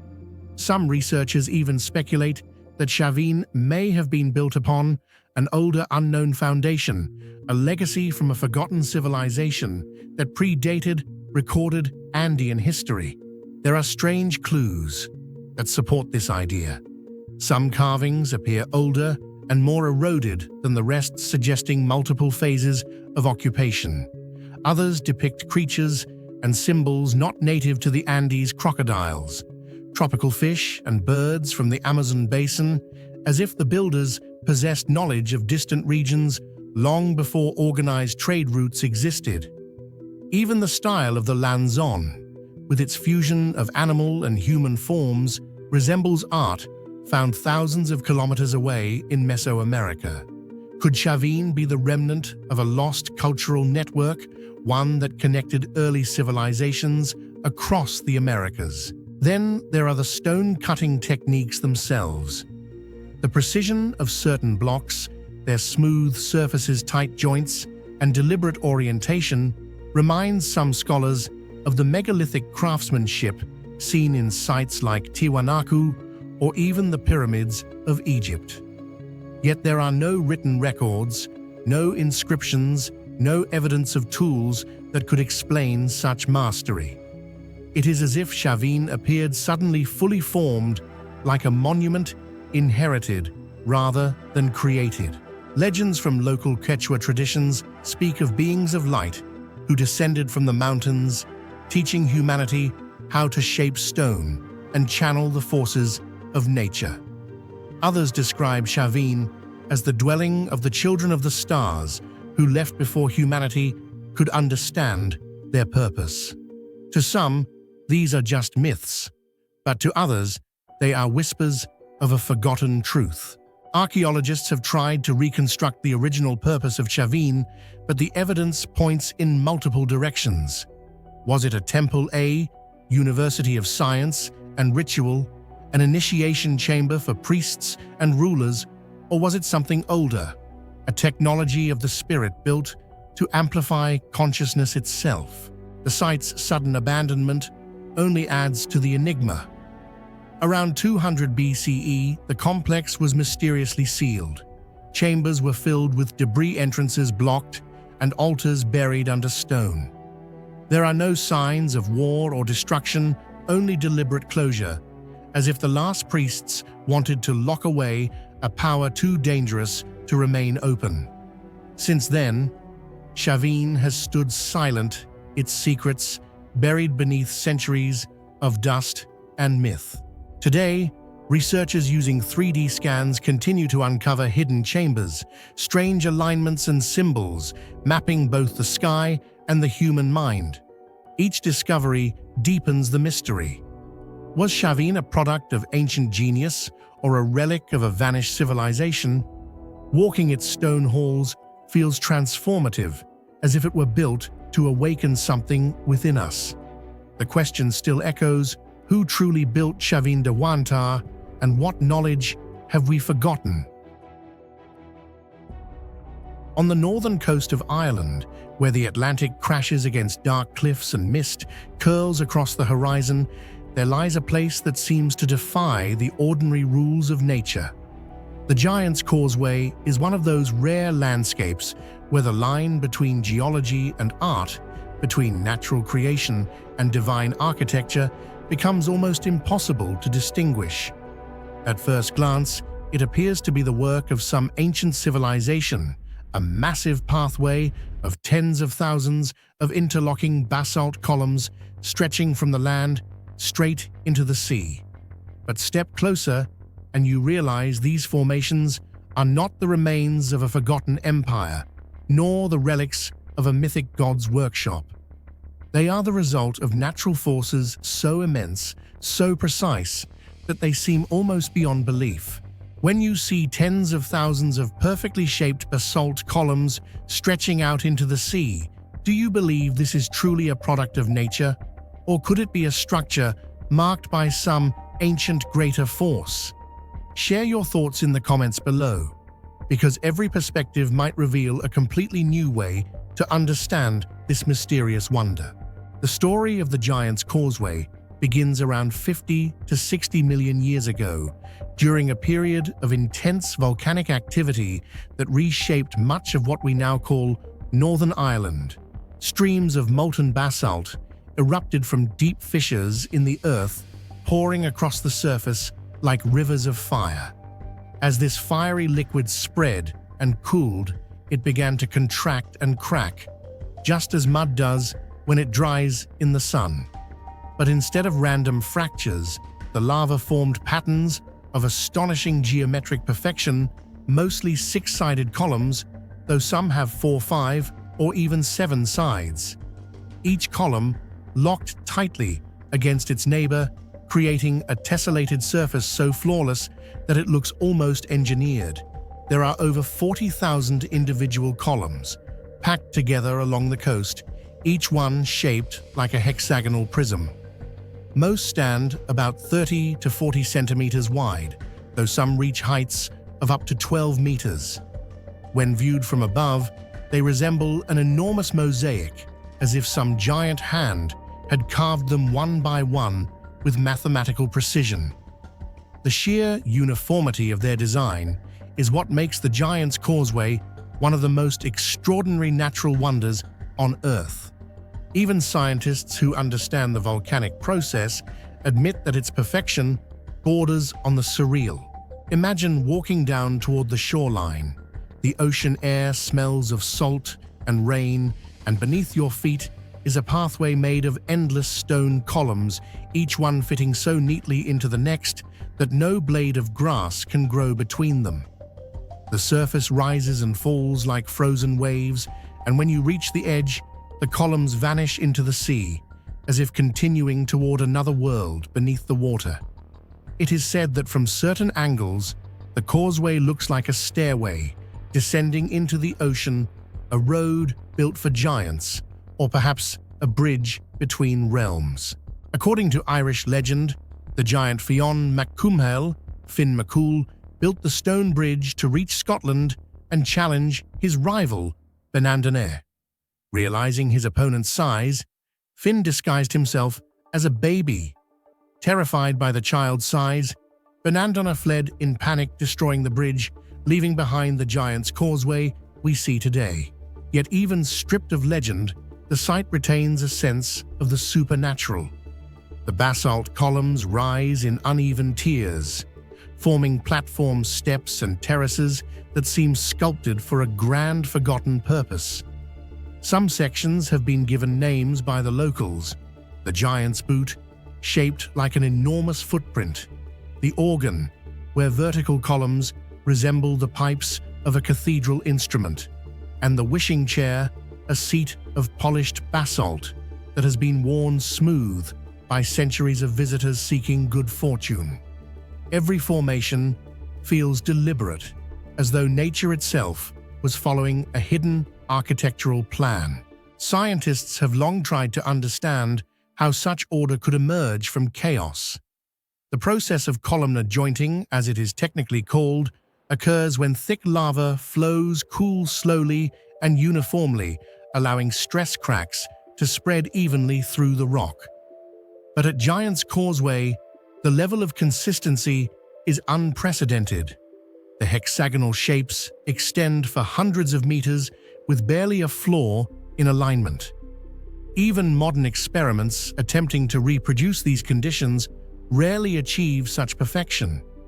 Some researchers have suggested that subtle differences in cooling rate, pressure, and mineral composition may have combined to create an ideal crystallization environment. Others believe magnetic fields or ancient tidal rhythms might have influenced the fracture patterns. But none of these theories fully capture why the geometry of the causeway feels so intentional, so conscious. It is this almost mathematical elegance that makes the Giant's Causeway feel less like a natural formation and more like a message from the planet itself. Standing among those stones, one can't help but feel the pulse of time, the way heat pressure and chemistry once conspired to carve a perfect pattern from chaos. The Earth, in a moment of creative fury, had built something that humans would later mistake for art. Beyond its beauty and legend, the Giant's Causeway is also a scientific treasure trove. The site preserves layers of volcanic and sedimentary rock that reveal the violent geological history of the North Atlantic. Its structure has helped researchers understand how continents drifted apart, how volcanic systems evolved, and how thermal contraction can shape matter on both microscopic and planetary scales. And yet, for all the research, the most haunting question remains unanswered: why here, and why so perfect? When UNESCO declared it a World Heritage Site in 1986, it wasn't merely for its scientific value, but for its ability to bridge myth and reality. The Giant's Causeway stands as both geological evidence and cultural symbol, a place where the imagination of an island nation met the unyielding power of nature. It tells two stories at once, one written by fire and stone, and another whispered by folklore through the centuries. The deeper you look, the more those stories intertwine. Perhaps Fion's footsteps were simply the Earth's volcanic rhythm recorded in rock. Or perhaps the legend arose because people sensed, even subconsciously, that no mere accident of lava could create such disciplined artistry. Whether seen as the work of giants or the handiwork of geological forces, the Causeway endures as proof that perfection exists in nature, though we may never fully understand it. Standing there at the edge of the Atlantic, you are dwarfed by the columns rising around you, ancient, silent, exact. Each hexagon fits into the next, like a cosmic puzzle, repeating endlessly, an echo of the same geometry found in honeycombs, snowflakes, and even the structure of atoms. It is as if the universe itself left its signature here, etched in basalt. And perhaps that is the greatest mystery of all. For every explanation we devise, the Giant's Causeway continues to remind us that nature is both scientist and sculptor, capable of logic and beauty in equal measure. It doesn't merely tell the story of a volcano that cooled millions of years ago. It tells us something profound about the nature of creation itself. So the next time you see its endless hexagons vanishing into the sea, remember these stones are not random.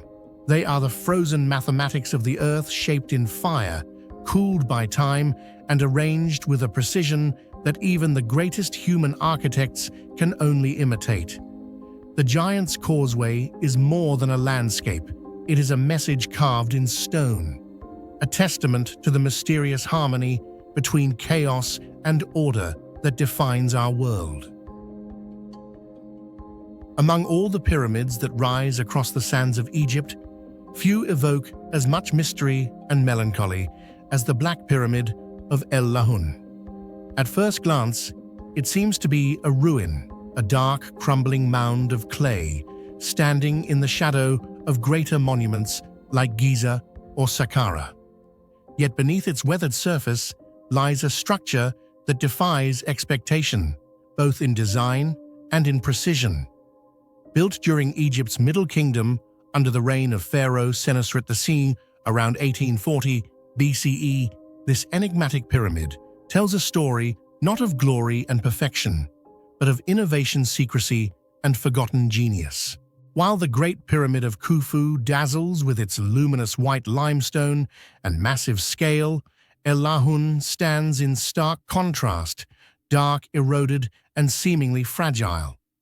Its nickname, the Black Pyramid, comes from the dark hue of its core materials, mud brick mixed with straw, a humble substance that time has not been kind to.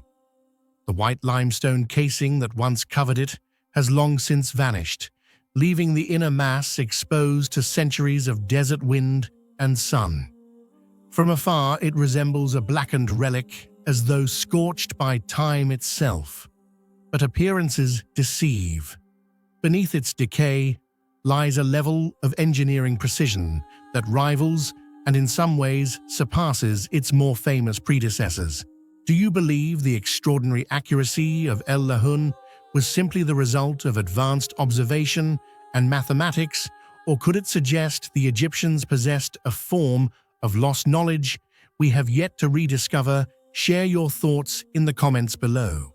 The first thing that astonishes modern archaeologists is not its size or grandeur, but how precisely it was built despite being made of such weak materials.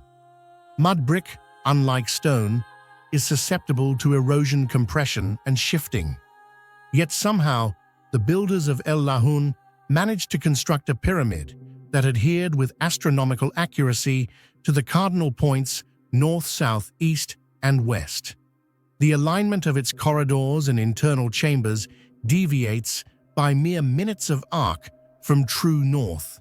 To put that into perspective, this degree of precision rivals the Great Pyramid itself, which was built from millions of limestone blocks weighing tons each. How could ancient engineers achieve such accuracy when working with perishable materials? The answer may lie in the mathematical and astronomical sophistication of Middle Kingdom Egypt. Senusrettu's architects likely used observations of stars such as Sirius, the Dog Star, and Ursa Major, employing sighting rods and shadow measurements to determine true north. Even more remarkable is that these measurements had to be transferred accurately onto a foundation of clay, a medium far less stable than stone. Every miscalculation risked collapse, yet the builders executed it flawlessly. This paradox, a fragile structure built with almost supernatural precision, forms the heart of El Lahun's enduring mystery. Beneath the surface, the precision becomes even more astonishing.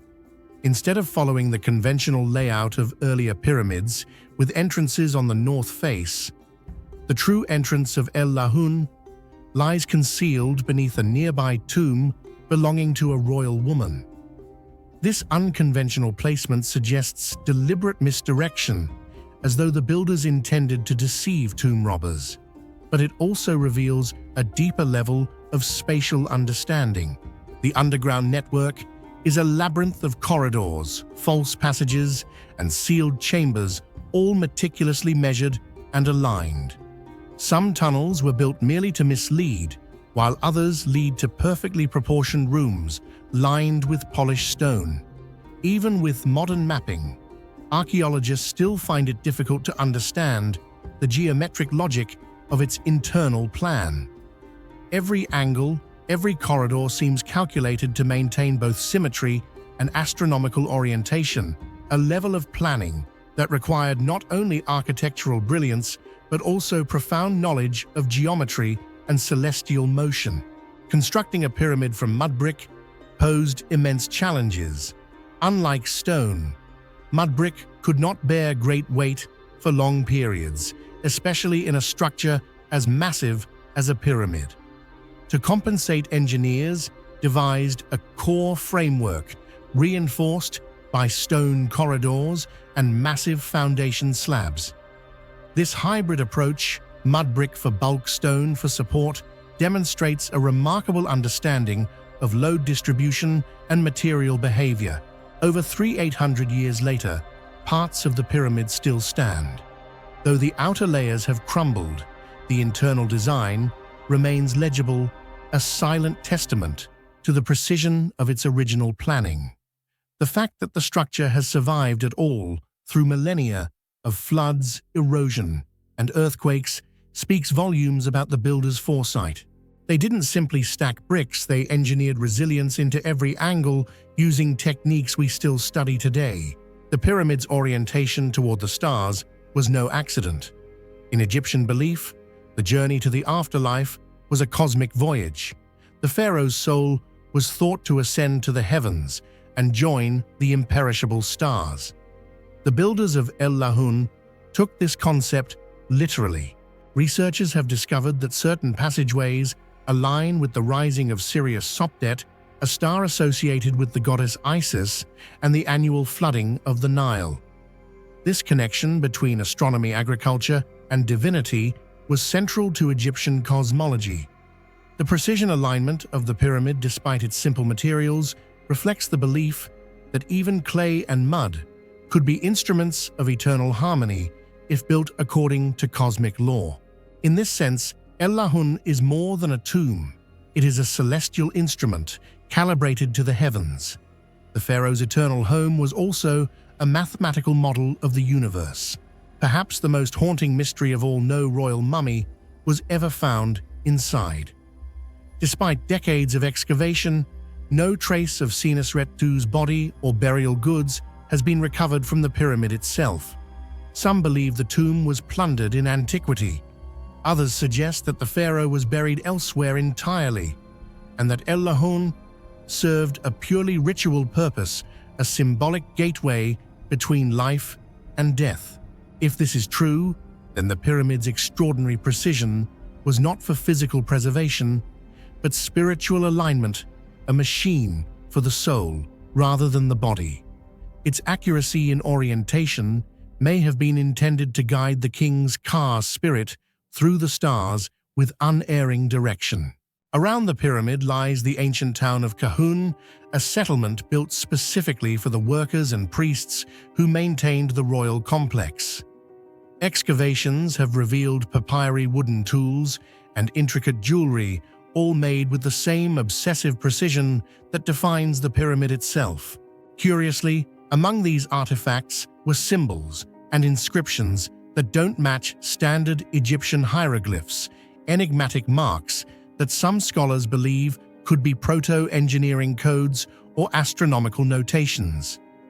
If true, this suggests that the builders of El Lahun operated with a scientific mindset far ahead of their time, calculating stress points, sun angles, and star risings to perfect their design. Over the centuries, the pyramid's outer casing crumbled away, leaving a dark, skeletal form that looms over the Fayum Depression like a dying monument. Travelers in the 19th century described it as a heap of ashes or a burnt mountain, and many believed it cursed. Even today, entering its corridors evokes unease, narrow walls, closing in air thick with dust, a silence that seems alive. Yet for those who look beyond the decay, El Lahun represents one of the greatest feats of ancient precision engineering. It challenges our assumptions about what was possible with primitive tools. It tells us that precision is not born from technology, but from intention. These ancient builders didn't need lasers or compasses. They had the stars and the wisdom to use them. Their instruments were patience, geometry, and faith. The Black Pyramid embodies contradiction. It is both fragile and eternal, crude and divine. Built from the earth itself, yet aligned with the heavens. Its engineers used mud and straw, yet achieved an accuracy that modern surveyors still marvel at. Perhaps that is why El Lahun continues to haunt us, not because it hides treasures or curses, but because it reflects something deeper, the human drive to seek perfection in imperfection, to reach for eternity with nothing but the materials of mortality. So what then was El Lahun meant to be? A tomb, a temple, a cosmic compass guiding the dead through the stars? Or was it, as some suspect, an experiment, a bridge between architecture and astronomy, between man and the divine? Whatever the answer, the Black Pyramid of El Lahun stands as proof that even in the age of clay and stone, precision could touch the infinite. Hidden between the monumental complexes of Giza and Abu Sir, this unfinished pyramid stands as one of the most perplexing enigmas of ancient Egypt. Unlike the majestic pyramids that dominate the desert skyline, the Zawat El Arian site contains no towering structure, no golden apex, and no hieroglyphic inscription revealing its owner. What remains is a vast, precisely carved foundation and an underground chamber that defies explanation. And yet among all the questions it raises, one towers above the rest. Why was it abandoned? What do you think truly happened at Zawat Elaran? Why do you believe the ancient builders suddenly stopped accident fear, or something far stranger? Share your thoughts in the comments below. I'd love to hear your theory. At first glance, the Zawat Elaran site appears nothing more than a rectangular excavation. But beneath its surface lies an immense architectural mystery. Archaeologists who studied the area in the early 20th century found a perfectly leveled limestone base, carved directly into bedrock with sides that suggest the beginnings of a massive pyramid, likely meant to rival those of Giza. However, the pyramid itself was never built. There are no surviving casing stones, no ascending steps, no evidence of a completed structure. Only the subterranean core, carved with superhuman precision, remains to hint at a plan that was suddenly and inexplicably abandoned. The foundation itself measures with remarkable accuracy, suggesting advanced surveying techniques and deliberate astronomical alignment. Whoever began this project possessed the same technical mastery seen in Egypt's most celebrated builders yet. For reasons lost to time, they stopped before their vision could rise from the desert floor. Perhaps the strangest aspect of the Zawat Elaran pyramid is the absence of identity. No name has been found on any stone, no hieroglyphic inscription claims ownership. Egyptologists have debated whether it belonged to King Kaba of the 3rd dynasty Nebka, or even a completely unknown ruler whose existence has vanished from recorded history. In Egyptian tradition, the pyramid was not just a tomb, it was a symbol of divine ascent, the bridge between the mortal realm and eternity. That such a sacred project was left unfinished implies something far greater than mere logistical failure. It suggests a sudden and disruptive event, death, political upheaval, or perhaps something even stranger.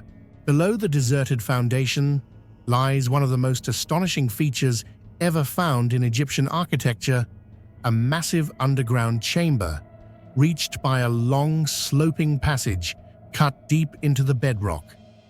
At the end of this tunnel lies a granite-lined vault containing a colossal oval basin carved from a single block of Aswan granite.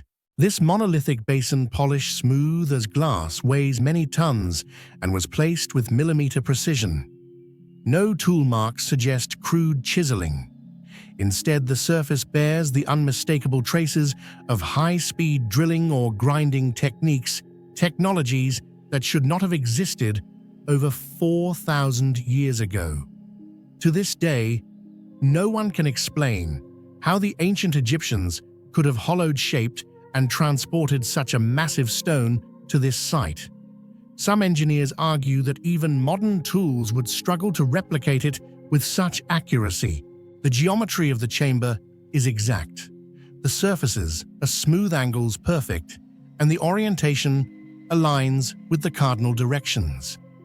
These details point to an extraordinary level of precision, and perhaps to a purpose beyond a royal burial.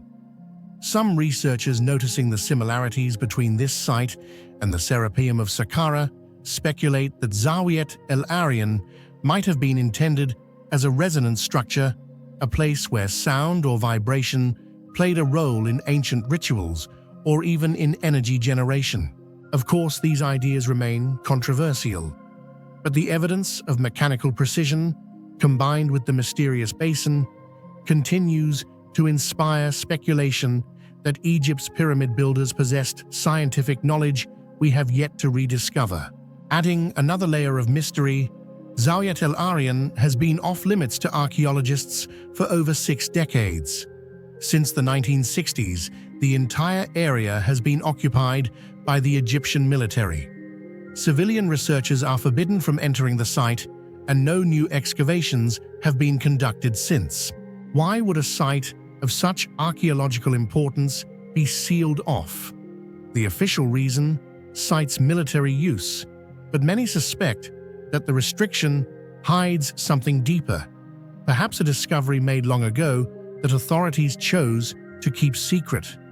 Some claim that explorers in the early 1900s reported finding metallic artifacts, anomalous engravings, or unusual electromagnetic readings near the site.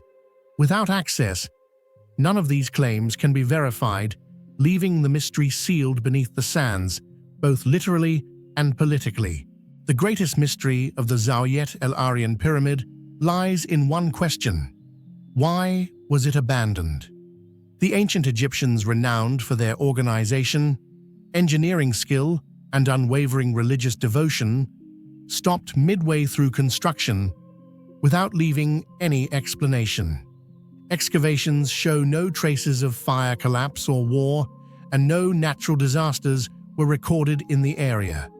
Everything seems to have halted deliberately, as if an invisible command had ordered the workers to leave. The perfect foundation remains. The massive stone blocks stand precisely cut, yet no one ever returned to complete the monument. Some historians suggest that the cause might have been the sudden death of the pharaoh, which would have led to the project being cancelled before completion. In Egyptian belief, it was forbidden to continue a tomb meant for another ruler. Therefore, when a pharaoh died unexpectedly, construction may have been stopped immediately so a new pyramid could be begun elsewhere. Another theory proposes that a change in religious practice rendered the project obsolete.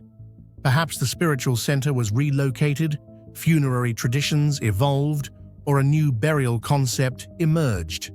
More pragmatic scholars point to labor shortages, civil unrest, or resource crises, yet such hardships had never prevented Egyptians from completing other massive structures like those at Giza or Saqqara. However, the theory that most haunts archaeologists and historians alike is that the workers may have discovered something unusual beneath the ground: a hollow chamber, a strange artifact, or even a structure older than the pyramid itself. Imagine the scene thousands of years ago. As they dug deeper into the bedrock, mysterious echoes began to resound from below, or perhaps magnetic disturbances caused their instruments to falter. The priests might have taken it as a divine sign or a curse, ordering the project to be sealed forever. The flawless granite basin beneath the structure, polished, smooth, positioned perfectly along the central axis, reinforces the belief that this place was intended for a special purpose, yet was abruptly halted for reasons beyond human understanding. That unfinished monument still lying silent beneath the desert sun feels like a warning from the past. Perhaps the ancient Egyptians uncovered something they could not explain, and instead of continuing, they chose to walk away in silence, leaving the wind and sand to guard a secret that humanity may not yet be ready to know. Today, the site remains silent. Winds carve lines across the sand where the pyramid should have stood, and the empty shaft gapes like a wound in the earth. The military fences that surround it ensure that few eyes ever glimpse its interior again. Satellite imagery reveals the faint outline of the original base, but no modern exploration has been allowed to confirm what lies below. This isolation only amplifies the mystery. Each year, more people come to believe that Zawat El-Arian may hold the key to understanding a forgotten chapter of human history, perhaps a civilization that predates even the dynastic Egyptians. When archaeologists first examined the granite basin, many assumed it was meant to contain the sarcophagus of a king. But its shape, oval rather than rectangular, does not fit Egyptian funerary norms. Others suggest it was a ceremonial vessel, a resonator for sound or vibration, or even a machine of unknown function. In this way, Zawat El-Arian becomes more than a tomb. It becomes a symbol of the unfinished, of the unknown. It reminds us that even in the land of pyramids, where stone seems eternal, some stories were deliberately left untold. Among all the relics that survived the fall of the Aztec Empire, few hold as much mystery, artistry, and historical weight as the Codex Mendoza. Created around 1541, just 20 years after Hernán Cortés conquered Tenochtitlan, this manuscript is one of the most extraordinary documents of the ancient world. It was intended to record the structure of the Aztec civilization for the Spanish crown, yet it ultimately became something far more profound, a living bridge between two worlds and a puzzle that continues to challenge historians to this day. The Codex is not just a book, it is an entire universe captured on parchment. Its pages overflow with color geometry and narrative rhythm.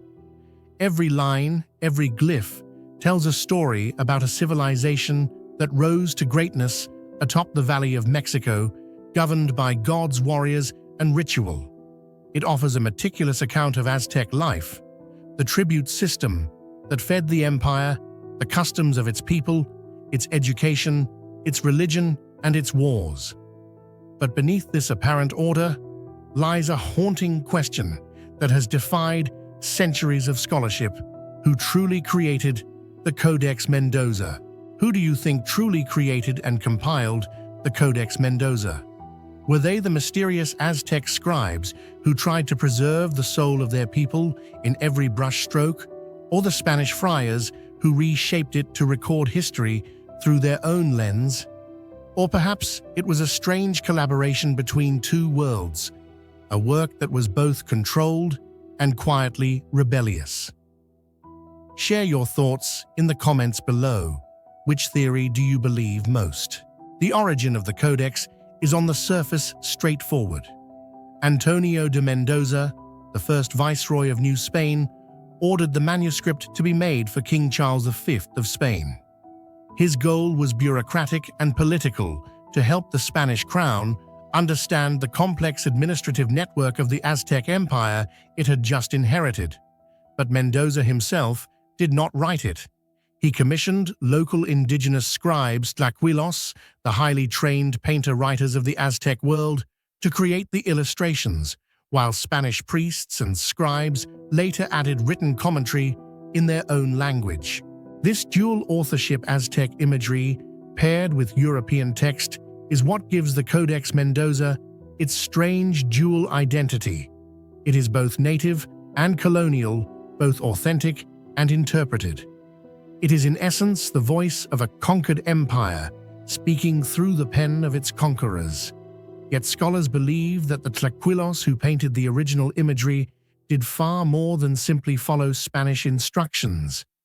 They embedded hidden meanings, cultural codes, and sacred symbols that the Spaniards could not fully understand. In the Codex's first section, the Tlacuilos depicted the founding of Tenochtitlan, the Aztec capital, through symbolic imagery. The eagle on the cactus representing divine destiny stands above water filled with glyphs for conquered cities. These images are not mere decoration. They form a sacred geography, a map written in myth. Later sections meticulously record the tribute system.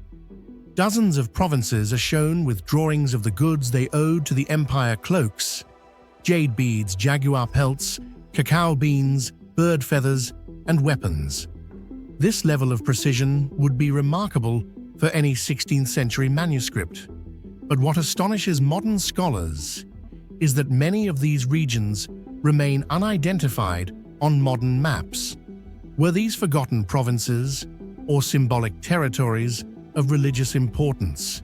The Tlacuilos' visual language was as precise as mathematics, but layered with spiritual metaphors. A simple image of a spear might represent conquest, justice, or cosmic balance. A flower could symbolize beauty or death. And the Spaniards who annotated the Codex likely misunderstood many of these nuances. Thus, what survives today is not merely a record of history, but a palimpsest of two civilizations, each trying to make sense of the other. This is where the mystery deepens. Despite centuries of analysis, no one knows who actually painted and compiled the Codex Mendoza. None of the Tlacuilos are named.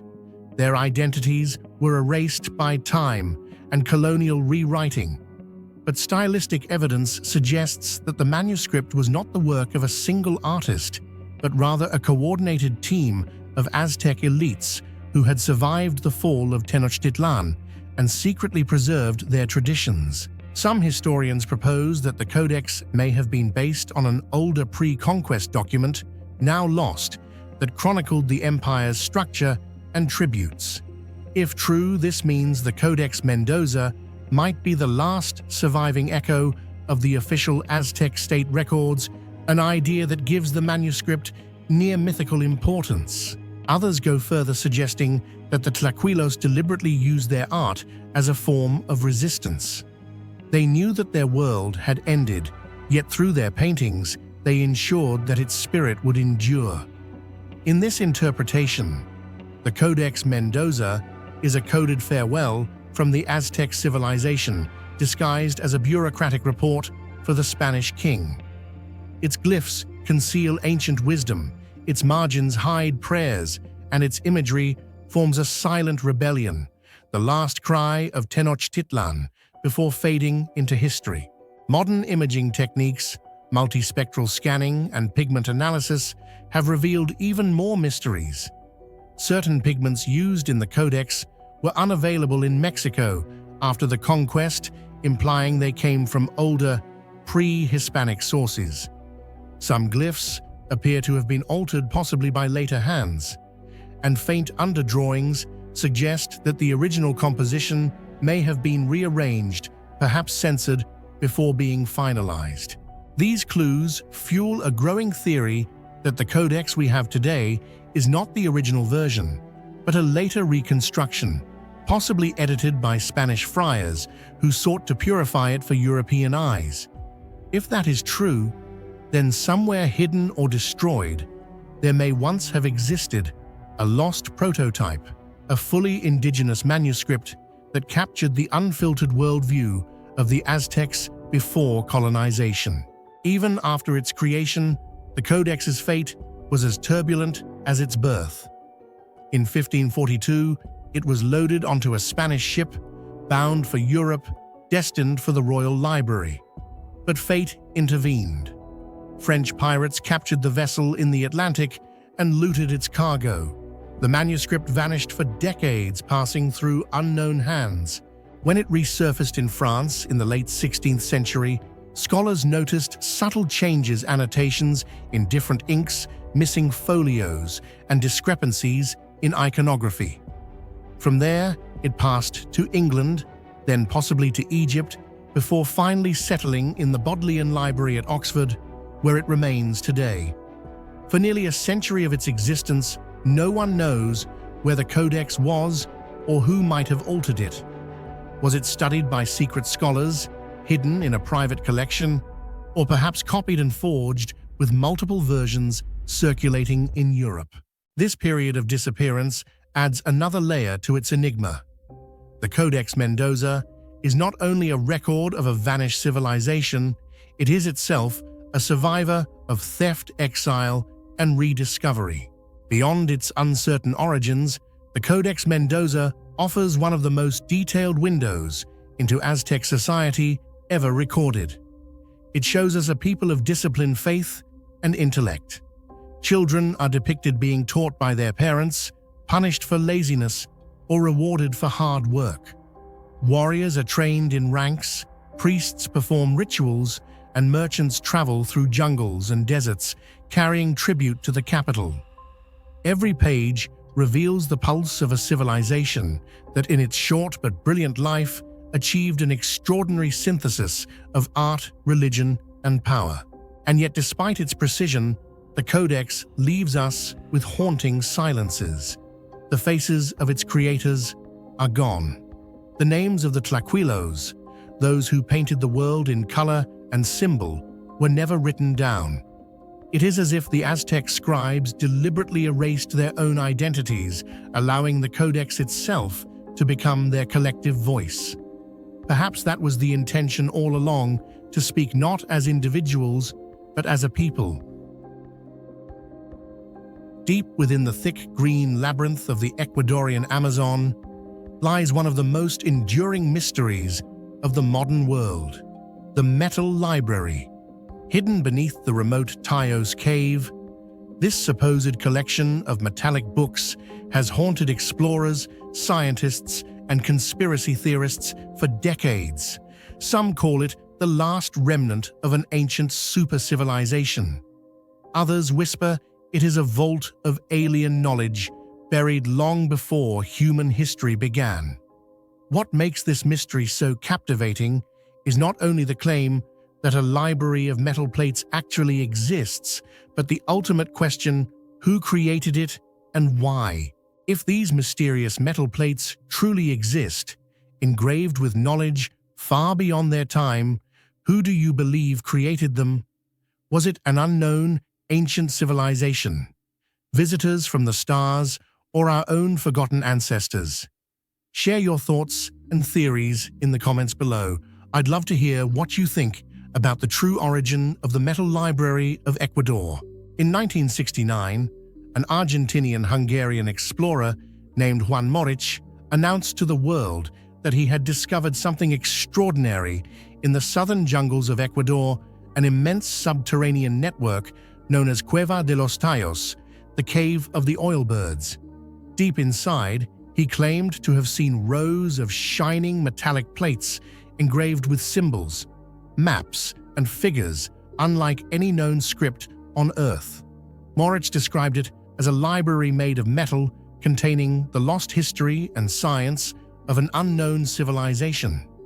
He said the discovery was guided by members of the indigenous Shuar tribe who considered the place sacred, a place that guarded knowledge from the stars. Morich's claims shocked the scientific world. How could a library of metal plates exist in one of the most inaccessible parts of the Amazon? If it were true, it could rewrite everything we know about the origins of human civilization. The story gained international attention when Neil Armstrong, the first man on the moon, joined a massive British-Ecuadorian expedition to Tayos Cave in 1976. The team included geologists, archaeologists, soldiers, and even members of the Royal Engineers. They mapped the caves with military precision, descending hundreds of meters below ground through narrow shafts and cathedral-like caverns. What they found was both fascinating and puzzling. The cave was immense, with smooth walls, rectangular passages, and geometric chambers that appeared too regular to be natural. Some surfaces looked machine-cut, with right angles and polished floors that seemed carved with mechanical precision. Yet no trace of the alleged metal library was found. Had it been removed, hidden deeper inside the earth? Or was it only ever a myth protected by the Shuar tribe? Armstrong never spoke publicly about the details of what he saw. The silence only fueled the mystery. According to the descriptions of Juan Morich and his supporters, including the controversial author Erich von Däniken, the metal library consisted of hundreds of thin alloy plates made from a material unknown to modern science. Their surfaces were covered with strange symbols and carvings, hieroglyphic-like characters belonging to no known writing system, interwoven with maps of constellations, diagrams of human anatomy and hybrid beings, and complex geometric patterns reminiscent of modern circuit designs. Some plates were said to record ancient cataclysms and human migrations, as if preserving the entire memory of the Earth itself. Each sheet was crafted from a polished mirror-like metal that showed no sign of rust or decay even after millennia. In the humid depths of the Amazon, a level of metallurgical sophistication far beyond any known prehistoric civilization. Independent explorers who later entered Tayos Cave reported seeing features that defied natural explanation. Some walls were cut into perfect planes, passages branched in symmetrical angles. Ceilings were so smooth that they looked molded rather than carved. How could a natural cave resemble a massive underground complex built with engineering precision? If the metal library truly exists somewhere within this labyrinth, it would mean that someone or something shaped the cave long before the rise of modern humans.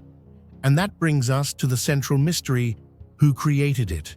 Over the decades, countless theories have emerged about who might have built the metal library. None are proven, but each is more extraordinary than the last.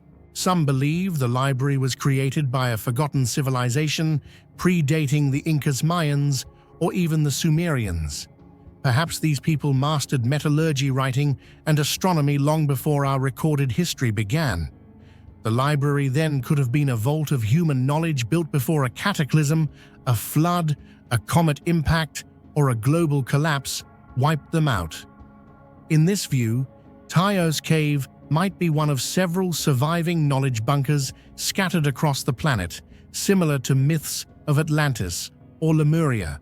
Others, including von Däniken, argue that the library is not of human origin at all.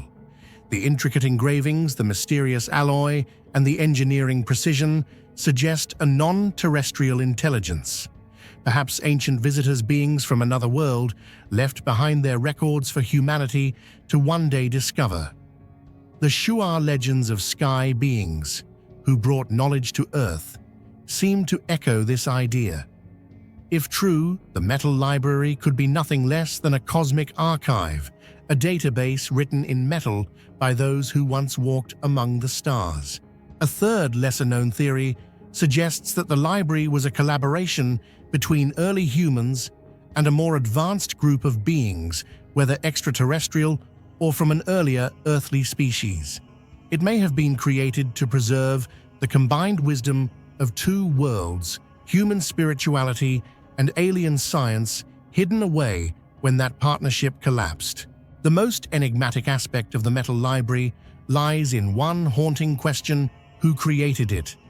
If these metallic plates truly exist, their makers must have possessed advanced metallurgical knowledge, able to craft corrosion-resistant alloys that retained their luster for thousands of years. They must also have held profound understanding of mathematics and astronomy, enough to engrave precise maps of constellations and the structure of the universe itself. Moreover, the architecture of the Tayo's cave, with its flat walls, perfect right angles, and seemingly artificial corridors, suggests a level of subterranean engineering far beyond ancient human capabilities. Yet the most important mystery is the purpose. What were they trying to preserve, and for whom? Some theories propose that the creators were the last survivors of a prehistoric civilization, the final scientists struggling to safeguard their knowledge before their world collapsed. Others believe that visitors from the stars left the library as a message to humanity. It could also be that these were our own distant ancestors, far more advanced than we imagine, whose memory was buried beneath the sands of time. Each theory challenges the very foundation of what we think we know about human history. And perhaps the true value of the metal library does not lie within the metal plates themselves, but in the deeper message they carry: the eternal human desire to preserve knowledge beyond the reach of time. Despite decades of debate, no solid evidence of the metal library has ever been verified. The 1976 expedition remains the most detailed exploration of Tayo's cave, yet even with Armstrong's involvement, nothing conclusive was found. Modern scientists dismiss the story as a myth born of misinterpretation, but others argue that the real library might still be sealed in chambers untouched by any expedition. After all, most of the Tayo's system remains unexplored. Some passages descend into uncharted depths, flooded by underground rivers or sealed by collapses. If something truly lies beneath it, may have been waiting untouched for tens of thousands of years. To this day, the Ecuadorian government strictly limits exploration of the Tayos region. Satellite mapping has revealed strange geometries beneath the forest, hinting that the underground world may be even larger than believed. Yet no one knows what lies in the darkest chambers. The question remains, who built the metal library and what knowledge does it contain? Was it a warning, a record, or a gift? Until the day someone uncovers the metallic pages buried under the jungle floor, the answer will remain one of the greatest enigmas of our planet. Beneath the endless sands of the Gobi Desert, where the horizon dissolves into waves of dust and wind, lies one of Asia's most haunting enigmas, Karakoto, known as the Black City. For centuries, this ghostly ruin slept beneath dunes, its once bustling streets and temples swallowed by the desert, leaving behind only fragments of stone whispers of prayer, and an unsolved mystery that continues to defy historians. Karakoto was founded in the 11th century by the Tangut Empire rulers of the mysterious Western Shia civilization. At its height, the city was a radiant beacon in the northern branch of the Silk Road, serving as a hub for merchants traveling between China, Central Asia, and the distant lands of Persia. Within its massive square walls, 360 by 400 meters wide, nearly 9 meters tall, stood temples, stupas, watchtowers, and vibrant markets where silk spices and sacred manuscripts exchanged hands. But the desert gives as much as it takes. What once was a city of prosperity eventually became a tomb of silence. The wind that once carried merchants' voices now drifts through hollow gates. The sand that buried its enemies now buried the city itself. And what makes Karakoto truly unforgettable is not only its forgotten civilization, but the mysterious death that ended it all.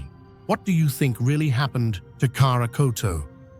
Was it the cruelty of war, the wrath of nature, or something far more mysterious? A curse buried beneath the desert itself? Share your theory. Below the sands of the Gobi still keep many secrets. In 1372, during the waning years of the Yuan dynasty, Karakoto faced an invisible doom. Chinese chronicles mention a Ming army sent to reclaim the western frontiers, but beyond that, the records grow silent. Legends, however, speak louder. They tell of a siege that lasted weeks, maybe months, led by Ming forces determined to crush the remnants of the Tangut descendants who had survived Mongol domination. The Aegean River Edzingol, the city's lifeline, flowed right beside its walls, feeding its wells and crops. Yet, in a ruthless stroke of strategy, the attackers diverted the river's course, cutting off the city's only water supply. At first, the citizens must have believed they could outlast the enemy. Karakoto had seen invasions before Mongol hordes, desert raiders, and the unforgiving storms of the Gobi. But this was different. This was a slow death one that came not by sword, but by thirst. Day by day, the wells ran dry. The city's clay jars cracked in the sun. Horses collapsed in the streets. Monks in the temples offered desperate prayers as the air thickened with the smell of decay. And as the sands began to creep over the walls, people whispered of curses and betrayal. One story says that the Tangut governor Karabator refused to surrender. When defeat became inevitable, he killed his family and took his own life to avoid capture. Another tale claims he opened the gates in the dead of night, allowing the enemy to enter only to vanish without a trace. None of these versions can be verified, but all agree on one thing: the city died in agony, surrounded by silence, swallowed by thirst. When explorers rediscovered the site centuries later, they found human remains piled near the dried riverbed, as if the citizens had crawled toward the water in their final hours. The ancient walls were scorched in places, suggesting a desperate final battle. Yet curiously, many temples remained untouched, their relics undisturbed, as though the conquerors left abruptly or something stopped them. After the fall, the Gobi took over. Over decades, storms of dust and sand buried Karakoto, completely turning it into a myth. Nomads avoided the region, calling it Haicheng the Black City, believing it was cursed. They said that those who camped within its walls heard voices chanting Buddhist sutras at night. Others swore they saw ghostly figures walking along the ramparts in the moonlight. By the 18th century, Karakoto had faded from all maps. Only in 1908 did Russian explorer Pyotr Kozlov stumble upon its ruins while following rumors of a dead city beneath the dunes. What he found shocked the world: a perfectly preserved fortress of blackened stone surrounded by sand dunes like a sea of frozen waves. Inside, Kozlov unearthed thousands of manuscripts written in the long-lost Tangut script, an extinct language no one had read for 700 years. These documents, buried inside a hidden stupa, included Buddhist texts, administrative decrees, and poetry, offering a glimpse into a civilization erased from memory. Scholars realized that Karakoto wasn't just a ruin, it was a time capsule, a preserved echo of an entire world. And yet, even with these discoveries, the heart of its mystery remains. Why did the city fall so completely? Why were the temples sealed so carefully, as if the inhabitants knew what was coming? Why do local legends say the sands themselves rejected the city's return, swallowing its towers whenever someone tried to rebuild? The tragedy of Karakoto mirrors the fall of the Tangut people themselves, a civilization that appeared suddenly in history and vanished just as suddenly. Their language, art, and architecture show influences from Chinese, Tibetan, and Central Asian traditions, yet remain distinct, suggesting an independent and advanced culture.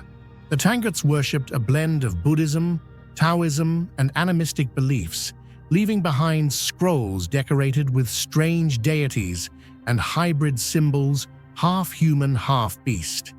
Some archaeologists believe their decline was not merely military, but spiritual, a society that lost its balance with the desert it depended on. The sands of Gobi are merciless. A single shift in the river's path, a few years of drought, and entire civilizations can disappear. Perhaps Karakoto's fate was not sealed by an army, but by nature itself, a slow suffocation beneath its own environment. But to the people who lived and died there, it must have felt like divine punishment. Every wall still standing in Karakoto bears that weight: sunburnt stone hollow towers and gateways leading to nowhere. The air hums with a strange stillness, as if the city remembers what it lost. When explorers camp there today, they report hearing soft whispers carried by the wind. Some describe it as chanting. Others say it sounds like a city still alive, somewhere beneath the sand. Today, Karakoto stands as both a ruin and a revelation. Its discovery reshaped what historians knew about the Western Xia, and the manuscripts recovered there continue to be studied in museums across Russia and China. Yet for all that archaeology can tell us, its most haunting truth lies beyond science. Karakoto's death is not just a historical event, it's a warning carved into the bones of the desert. It tells of how civilizations rise and fall, not with a roar, but with a whisper. How power, faith, and survival are fragile threads in the hands of time. The city's black walls still stand defiant against the Gobi winds. But look closer, and you'll see how the sands have already begun to reclaim them grain by grain, minute by minute. The same sands that once killed Karakoto now guard its memory, as if the desert itself has become its tomb and protector. Somewhere beneath those dunes, may still lie sealed temples, unread scrolls, or forgotten relics, perhaps even the last record of the Tangut people.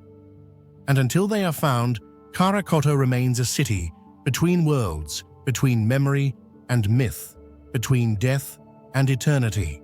In the end, the mystery of the lost city beneath the Gobi Desert isn't only about how it was built or why it fell, it's about what it says of us, that no matter how mighty a civilization becomes, all it takes is the loss of a single river, a single breath of wind, and time will bury it beneath the sands. Karakoto still waits in silence under a sky of burning stars, whispering through the dunes, "Remember us. We were here, and we died, not by war, but by thirst." Across the ancient world, from the high Andes of Peru to the sun-scorched plains of Egypt, from the jungle temples of Cambodia to the megaliths of Turkey, archaeologists have found something so precise, so out of place, that it continues to challenge everything we think we know about early engineering, the mysterious metal clamps that hold together blocks of stone carved thousands of years ago. These small, often I or T-shaped pieces of metal are wedged perfectly into grooves between massive stones weighing tens of tons. At first glance, they seem like mere joinery, but the deeper one looks, the more they appear to whisper of a forgotten technology and perhaps a forgotten teacher. If these metal clamps are truly traces of a lost ancient knowledge, who do you think taught them to create such things?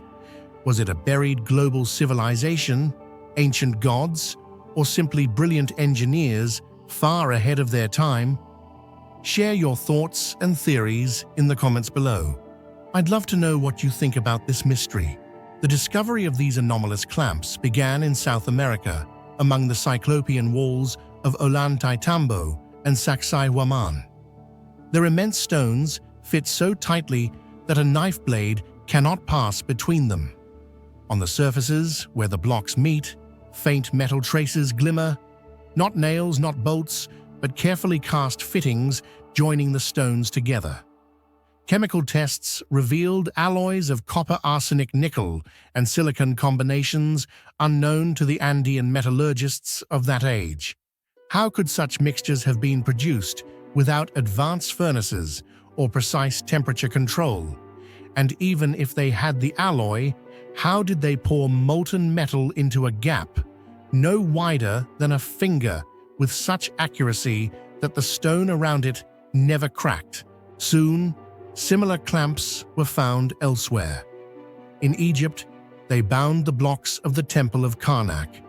In India, they appeared on ancient stepwells and fortresses. In Turkey, even the enigmatic site of Göbekli Tepe, more than 11,000 years old, shows traces of metallic bonding between pillars. The pattern is global, yet the distances are vast, and the cultures share no recorded contact. Somehow, across continents and millennia, the same engineering concept emerged: the use of metal staples to join massive stones without mortar. The technique itself defies easy categorization. Modern builders still marvel at the precision required.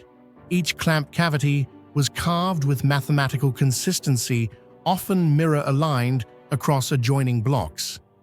The metal was then poured in a molten state, fusing the stones together with seamless perfection.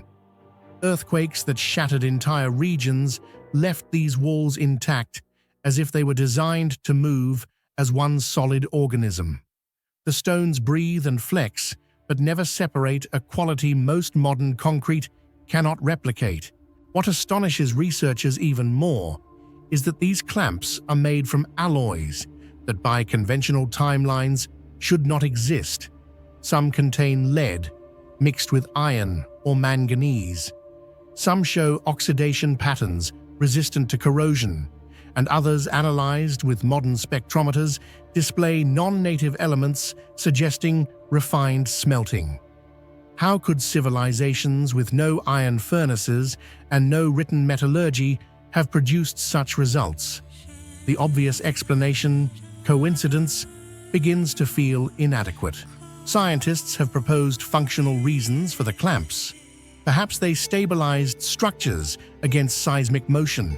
Perhaps they distributed weight evenly across irregular blocks.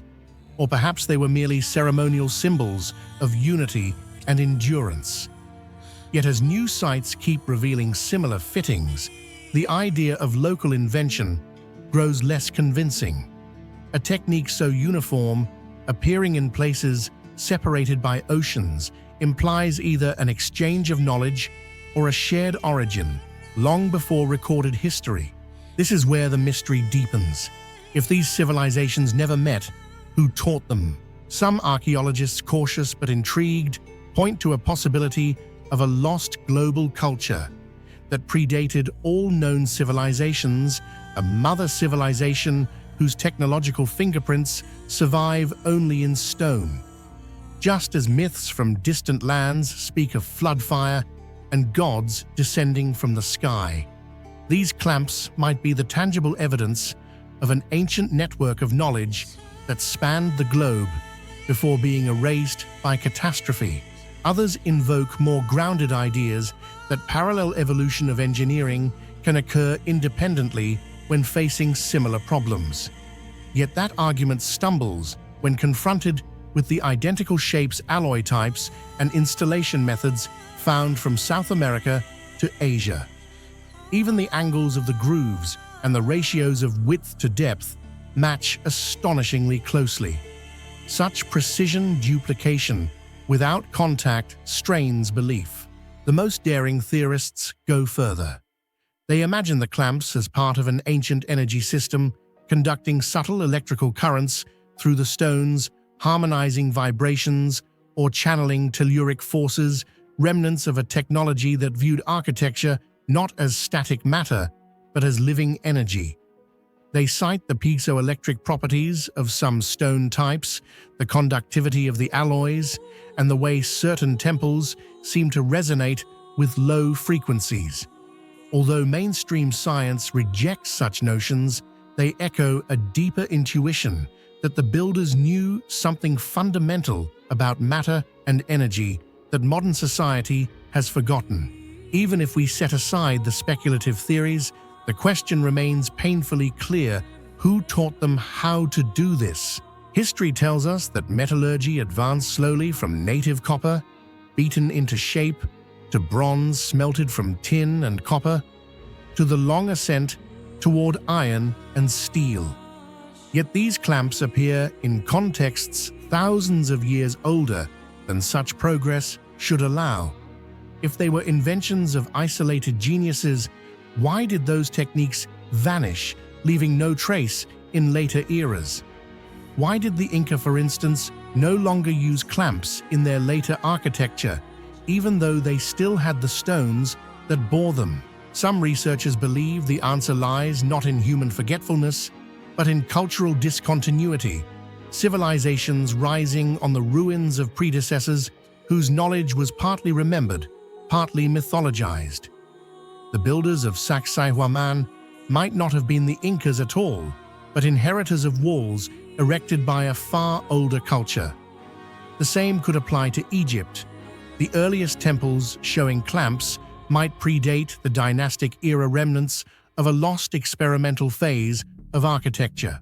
When viewed through this lens, the metal clamps become more than hardware.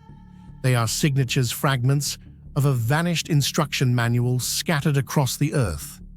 Each one is a question etched in metal: who were our teachers? Perhaps they were early humans who mastered metallurgy beyond our comprehension and were later wiped out by natural cataclysm.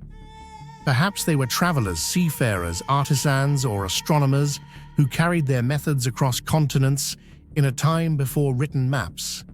Or perhaps the knowledge was never truly human, arriving from a source we dare not name, remembered only in myths of the gods who taught men to build. Whatever the origin, the pattern is undeniable. The same architectural logic, the same metallurgical precision appears repeatedly, as though humanity once spoke a single technical language and then forgot it. Our textbooks call it coincidence. The stones seem to disagree. Modern science continues to probe the mystery with laser scanning, isotope analysis, and metallographic microscopes, yet each discovery only multiplies the questions. No laboratory has yet managed to reproduce the process in situ without modern tools. Pouring molten alloy into such narrow, deep grooves without scorching or fracturing stone remains a formidable task even today.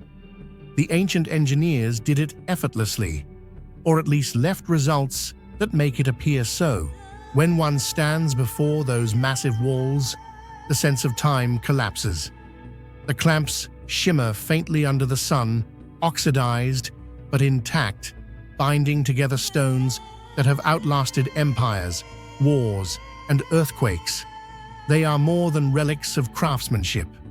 They are whispers of a forgotten dialogue between humanity and its teachers, whoever they were. Could it be that the same unknown hands guided builders from Egypt to Peru, leaving behind identical techniques as signatures of a shared origin? Or did ancient minds scattered across the planet somehow tap into the same idea, as if knowledge itself were a universal instinct waiting to be remembered? We may never know for certain, but the anomalous metal clamps remain silent and unyielding, mocking our pride in modern science.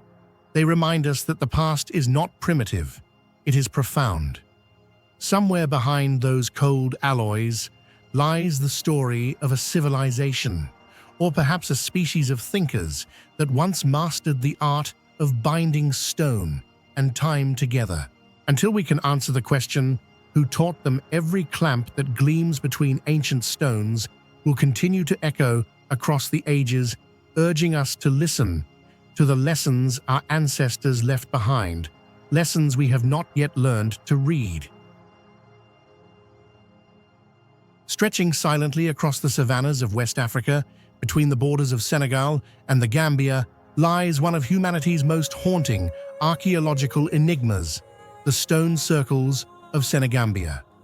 Thousands of standing stones rise from the red laterite soil, their surfaces weathered by centuries of rain and wind, their purpose lost to time. These stones, carved and raised by unknown hands, have withstood more than a millennium of history. Yet even today, scholars, archaeologists, and mystics continue to ask the same question: why were they built? From the air, the circles seem almost deliberate, perfect rings of pillars, some tall and slender, others massive and squat, forming geometric alignments that mirror celestial precision. In total, there are over 1,000 stone circles spread across an area more than 350 kilometers long, with more than 28,000 individual monoliths. Each circle consists of between 8 and 25 upright stones, and many of them show evidence of careful craftsmanship. The surfaces smoothed, the tops leveled, and the stones aligned in mathematical symmetry. Their construction, estimated to have begun around the 3rd century BCE, continued until the 16th century CE, spanning nearly 2 millennia. What makes the Senegambian circles so captivating is not just their scale, but their mystery. Unlike Stonehenge or the megaliths of Europe, the builders of these circles left no written language, no carvings, and no inscriptions to tell their story. There is only the silence of the stones and the deep intuition that they were meant to connect earth life and the unseen world. If you stood in the middle of these ancient stone circles, surrounded by silence under the same stars that guided their builders thousands of years ago, what would you feel they were trying to say? Do you believe they were built as tombs for the dead, observatories for the heavens, or gateways to the spirit world? Share your theory in the comments below. I'd love to hear what you think about this timeless mystery. When archaeologists began excavating some of the circles, they made a startling discovery. Beneath several of them lay burial chambers with human remains, accompanied by iron spears pottery, jewelry, and beads. The positioning of the skeletons suggested ritualized burials, often curled or facing east, as if prepared for rebirth or resurrection. This immediately led to one theory: perhaps these circles were sacred cemeteries built to honor the dead or mark the graves of tribal leaders and warriors. But this explanation did not hold for all of them. Many circles showed no signs of burials whatsoever. Beneath their foundations, there were no bones, no ashes, no funerary relics. Instead, some appeared to be oriented toward the horizon, their entrances aligned with the rising or setting of the sun during solstices. These alignments were too precise to be coincidental. Could it be that the circles were not just graves, but observatories of the sky places, where early astronomers watched the passage of the seasons, tracking celestial cycles that governed agriculture, navigation, and ceremony? The idea of a dual purpose, both funerary and cosmic, is one that many modern researchers now entertain. The dead, after all, were not only mourned, but also reunited with the ancestors believed to dwell among the stars. Across West African traditions, the boundary between life and the cosmos is fluid. The stars are the souls of the departed, and the heavens are the eternal village where they gather. In that worldview, building a circle of stones to mirror the circle of stars above makes profound spiritual sense. The stones became anchors between the earthly realm and the cosmic, beyond, allowing the living to speak with their ancestors and the ancestors to watch over the living. Further studies revealed that certain circles, especially in the sites of Senagambia and Wasu, seem to form astronomical patterns. The spacing between stones mirrors the apparent path of the sun and the moon. Some align directly with cardinal points, north, southeast, and west. At sunrise on the equinox, shafts of light pass through the gaps between stones, illuminating a central pillar like a celestial spotlight. This phenomenon evokes comparisons to Stonehenge or Nabta Playa in Egypt, where megalithic architecture was used to mark cosmic time. Yet the Senagambian circles are older than most sub-Saharan stone structures, suggesting a unique independent tradition of sky worship. Here, astronomy was not science, it was spirituality made visible. Watching the stars was a sacred act, and the circles were temples built to translate the language of the heavens into stone. Even today, some local elders speak of the stones as eyes of the ancestors, forever watching the heavens. To them, these circles were not ruins, they were living altars where the rhythm of the stars and the rhythm of human life met in harmony. Beyond burial and astronomy, there is another layer, one that defies scientific explanation. For centuries, local communities have regarded the stone circles as sacred, forbidden places. The Mandinka Sera and Jola peoples believe the stones possess spiritual energy and that to disturb them invites misfortune. Some circles are avoided altogether. Others are still used for offerings, prayers, and initiation rites. During the full moon, stories tell of lights hovering above the stones, manifestations of ancestral spirits. The air grows still, animals fall silent, and the people say, "The ancient ones are walking again."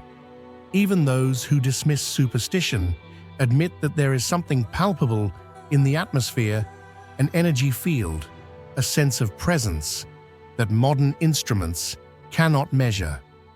Perhaps this is why the builders chose circular shapes.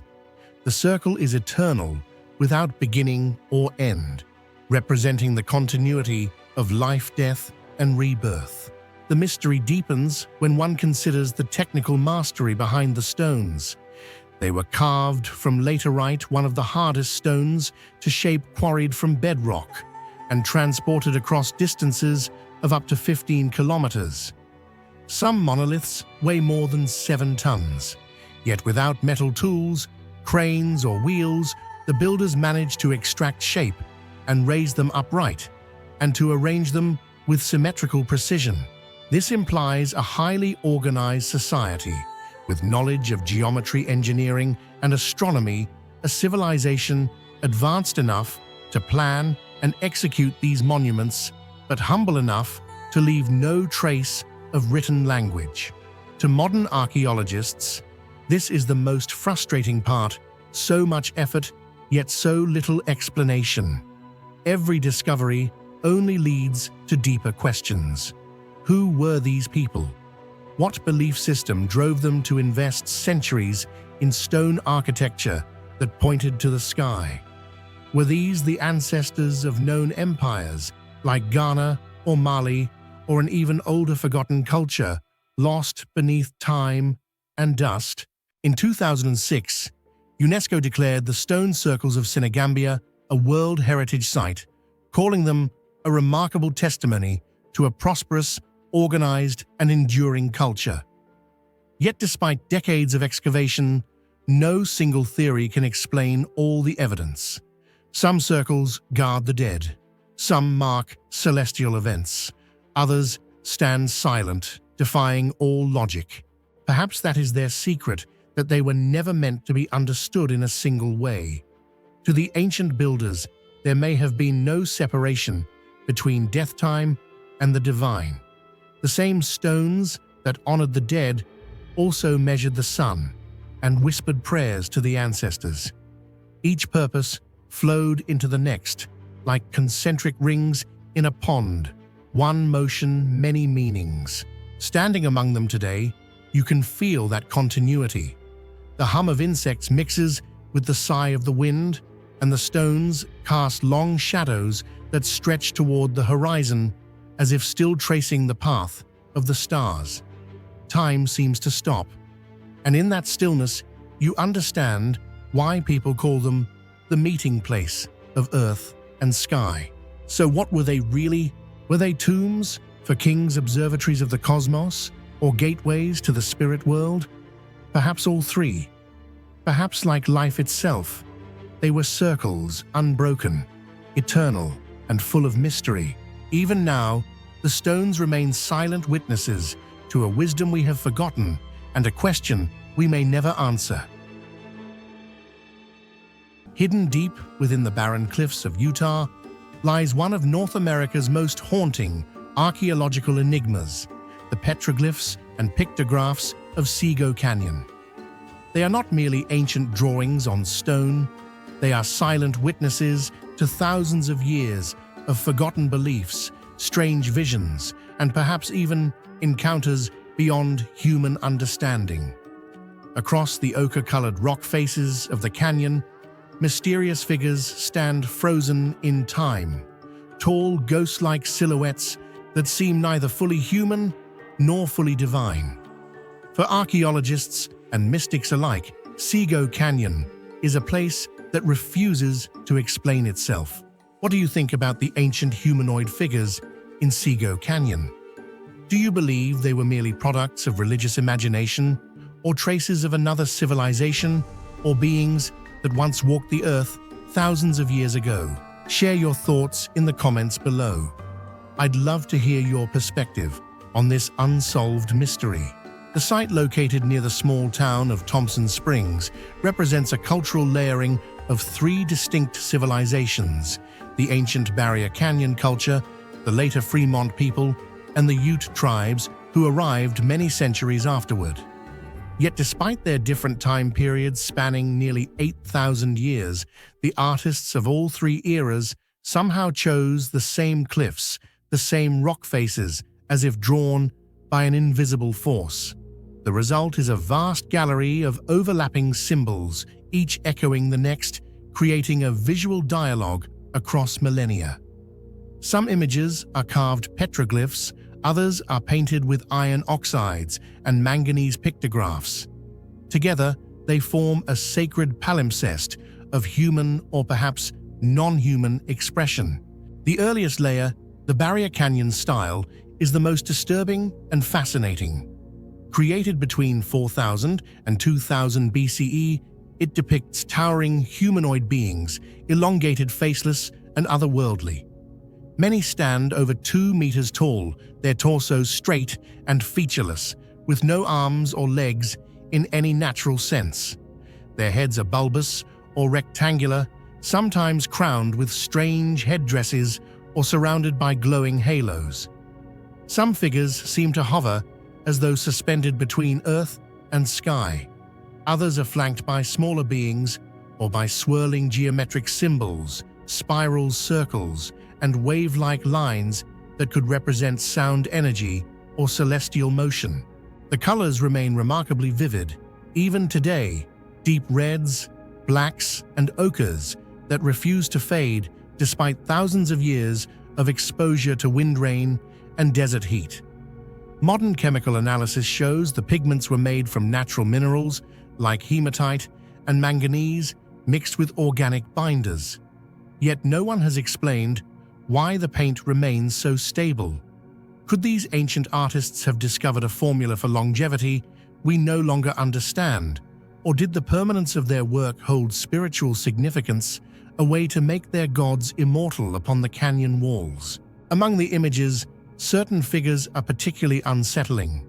One shows a tall, limbless shape with large, hollow eyes staring directly outward as though watching the observer.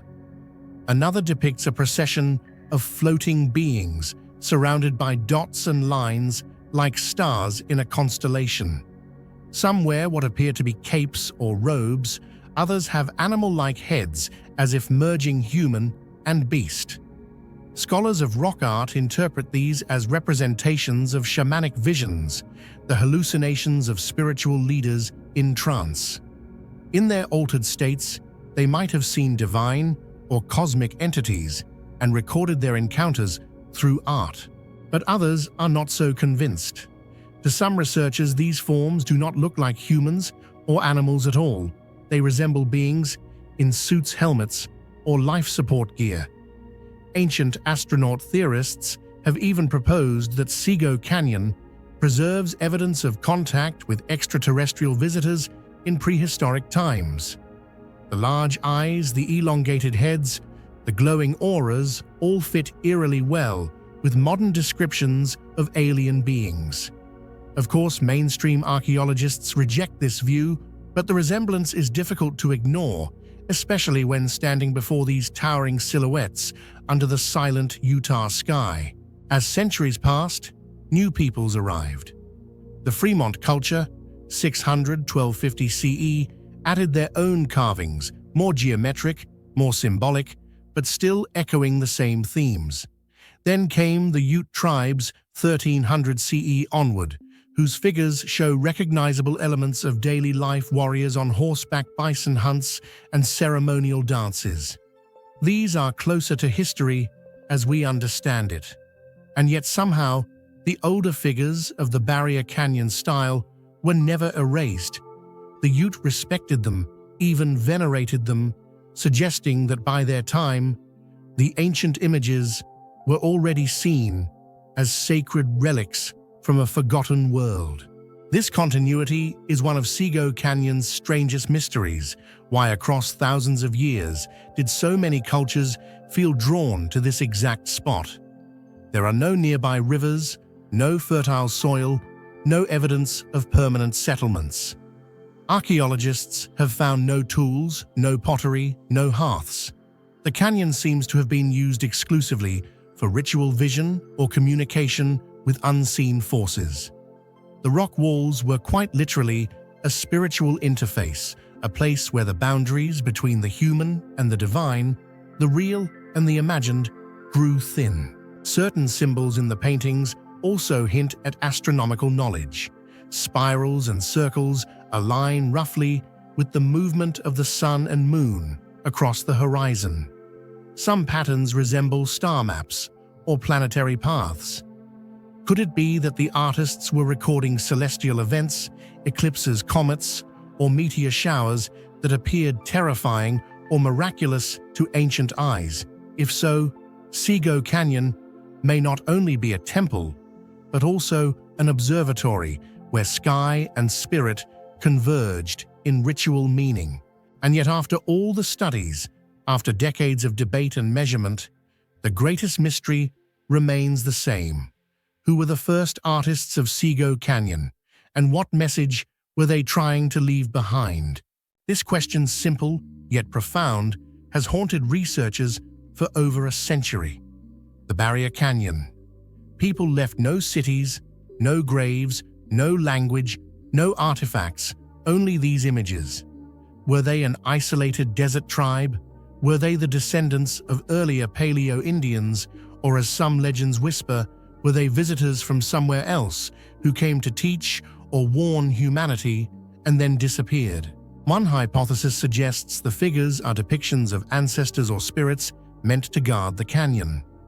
Another argues they represent hallucinatory experiences triggered by ritual plants, visions of cosmic beings that guided the shamans. A few anthropologists propose that these artists were inspired by migrating peoples who carried myths from far-off lands, blending real encounters with divine imagination. But none of these explanations feel complete. Why are the beings so consistent in shape, tall, featureless, emotionless? Why do they seem to look out from the rock as if aware of being watched? And why does the art of later cultures imitate them centuries after the original creators vanished? Standing before the walls of Sego Canyon at dusk, one can feel the weight of those unanswered questions. The silence of the desert amplifies the sense of presence, as if the figures are still there, not just as paintings, but as watchers, guardians, or messengers from an age before memory. Some visitors report feeling an eerie sense of being observed.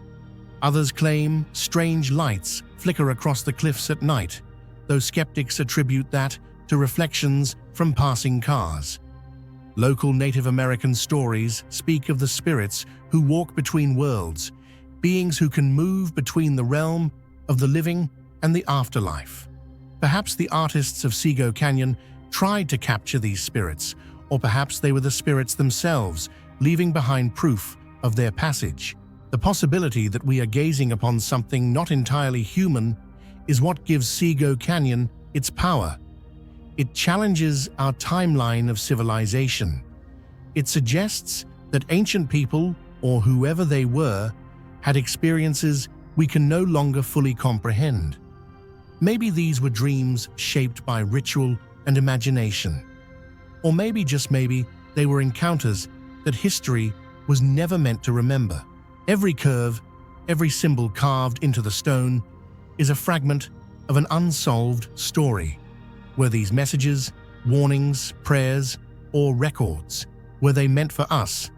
The absence of answers is precisely what draws people to Sego Canyon, year after year.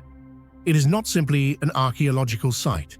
It is a mirror of human curiosity, a canvas on which both science and myth continue to project their questions. High in the cold, barren cliffs of the Himalayas, where the air thins and the mountains seem to touch the heavens, lies one of the world's greatest archaeological enigmas, the hidden caves of the Himalayas. Carved directly into vertical rock faces that rise hundreds of meters above the valley floor, these ancient caves defy both logic and gravity. More than 10,000 man-made chambers have been discovered across Nepal's Mustang region, perched like beehives clinging to the cliffs. From afar, they resemble scars upon the mountain, a forgotten language etched in stone. But as explorers and scientists soon realized, these caves are far more than empty hollows in the rock.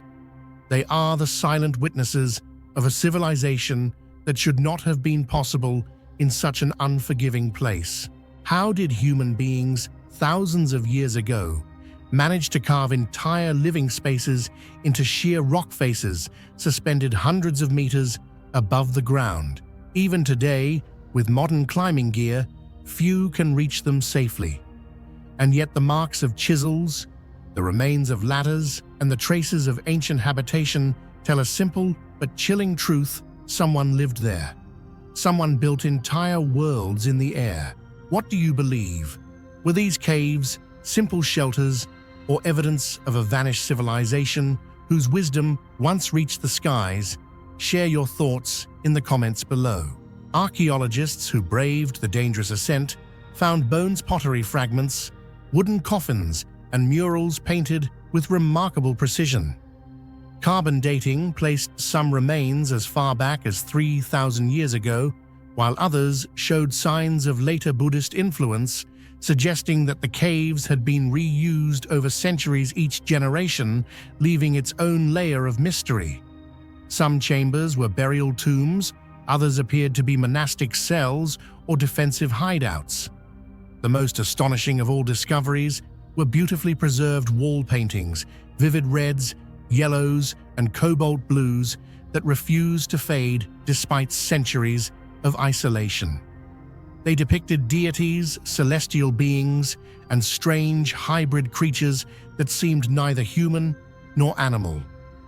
Their style didn't fit neatly within Tibetan, Indian, or Nepali traditions. It hinted instead at an unrecorded culture, a bridge between worlds that vanished before history began to write its pages. And then came the manuscripts.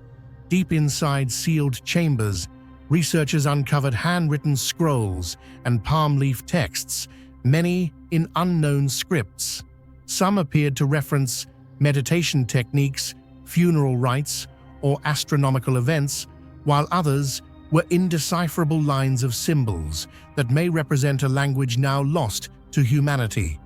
To the scholars who studied them, the meaning was secondary to the implication whoever created these writings possessed organization's spiritual discipline and knowledge far beyond what was previously assumed for the region's ancient peoples.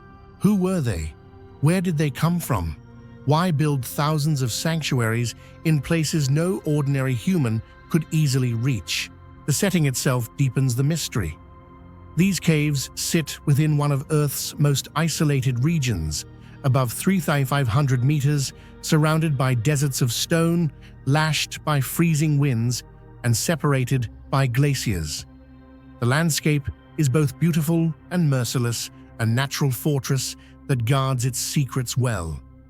Such inaccessibility preserved the caves through millennia, untouched by war or looters. It also makes the enigma even greater. If the environment was so harsh, why did anyone settle here in the first place?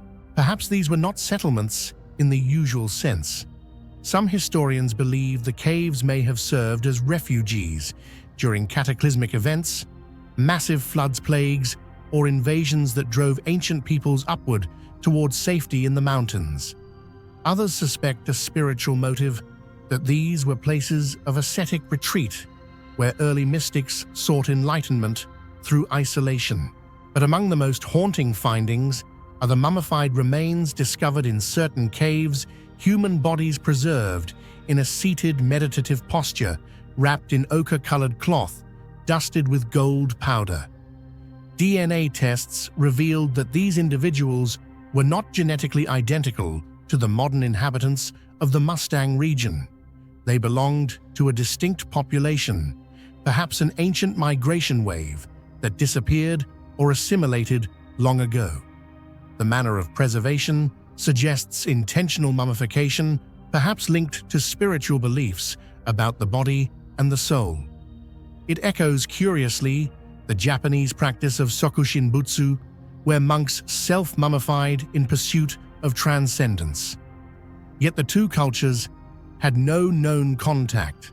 How could the same concept arise in two distant parts of Asia, separated by vast mountains and centuries of time? Coincidence or a shared ancient knowledge lost to recorded history? According to Tibetan legend, the Himalayan caves are believed to be gateways to the mythical kingdom of Shambhala, a sanctuary of wisdom and enlightened souls. Locals say guardian spirits still protect the site, and monks continue to pray and make offerings before entering this sacred realm between two worlds. Yet beneath all these layers, myth, religion, archaeology remains one unshakable question, the core of the mystery itself. who built the hidden caves of the Himalayas, and why. The scale of the effort is staggering. Tens of thousands of chambers, each carved by hand into solid rock in locations where even standing upright is dangerous.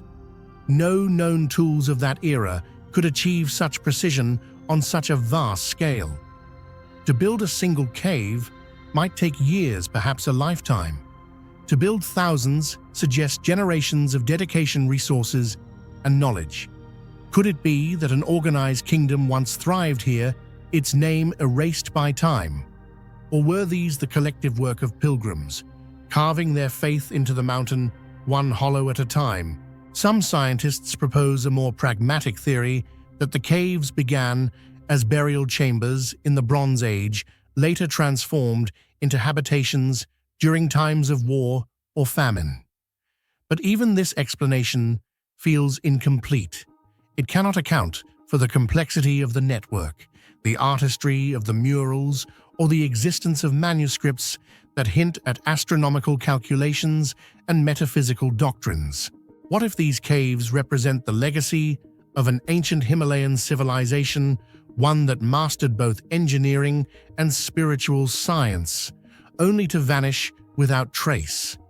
Could they have been preserving knowledge before a great disaster, much like other lost cultures around the world? When modern drones and climbers finally mapped the area, they realized something even stranger.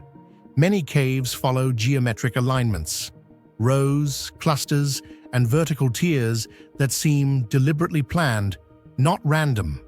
Some appear to line up with celestial events, the solstice sun, the rising of specific constellations. If intentional, this would indicate a deep understanding of astronomy among their builders. What if the caves themselves formed a cosmic diagram, a physical reflection of the heavens carved into the bones of the earth? Each discovery adds one answer and 10 new questions. Every chamber opens another mystery, and through it all, the identity of their creators remains in shadow. Were they priests, monks, survivors, refugees, or something more extraordinary? Standing before the cliffs of the Himalayas, one feels both awe and unease. The absolute silence is broken only by the wind, while the caves gaze like the eyes of the mountain, watching us through time. To archaeologists, they are one of humanity's greatest riddles. To the spiritual, a lost, sacred world. To storytellers, the ancient language of the soul. So we are left with a haunting truth. No matter how advanced our technology becomes, there are still places that refuse to reveal their secrets.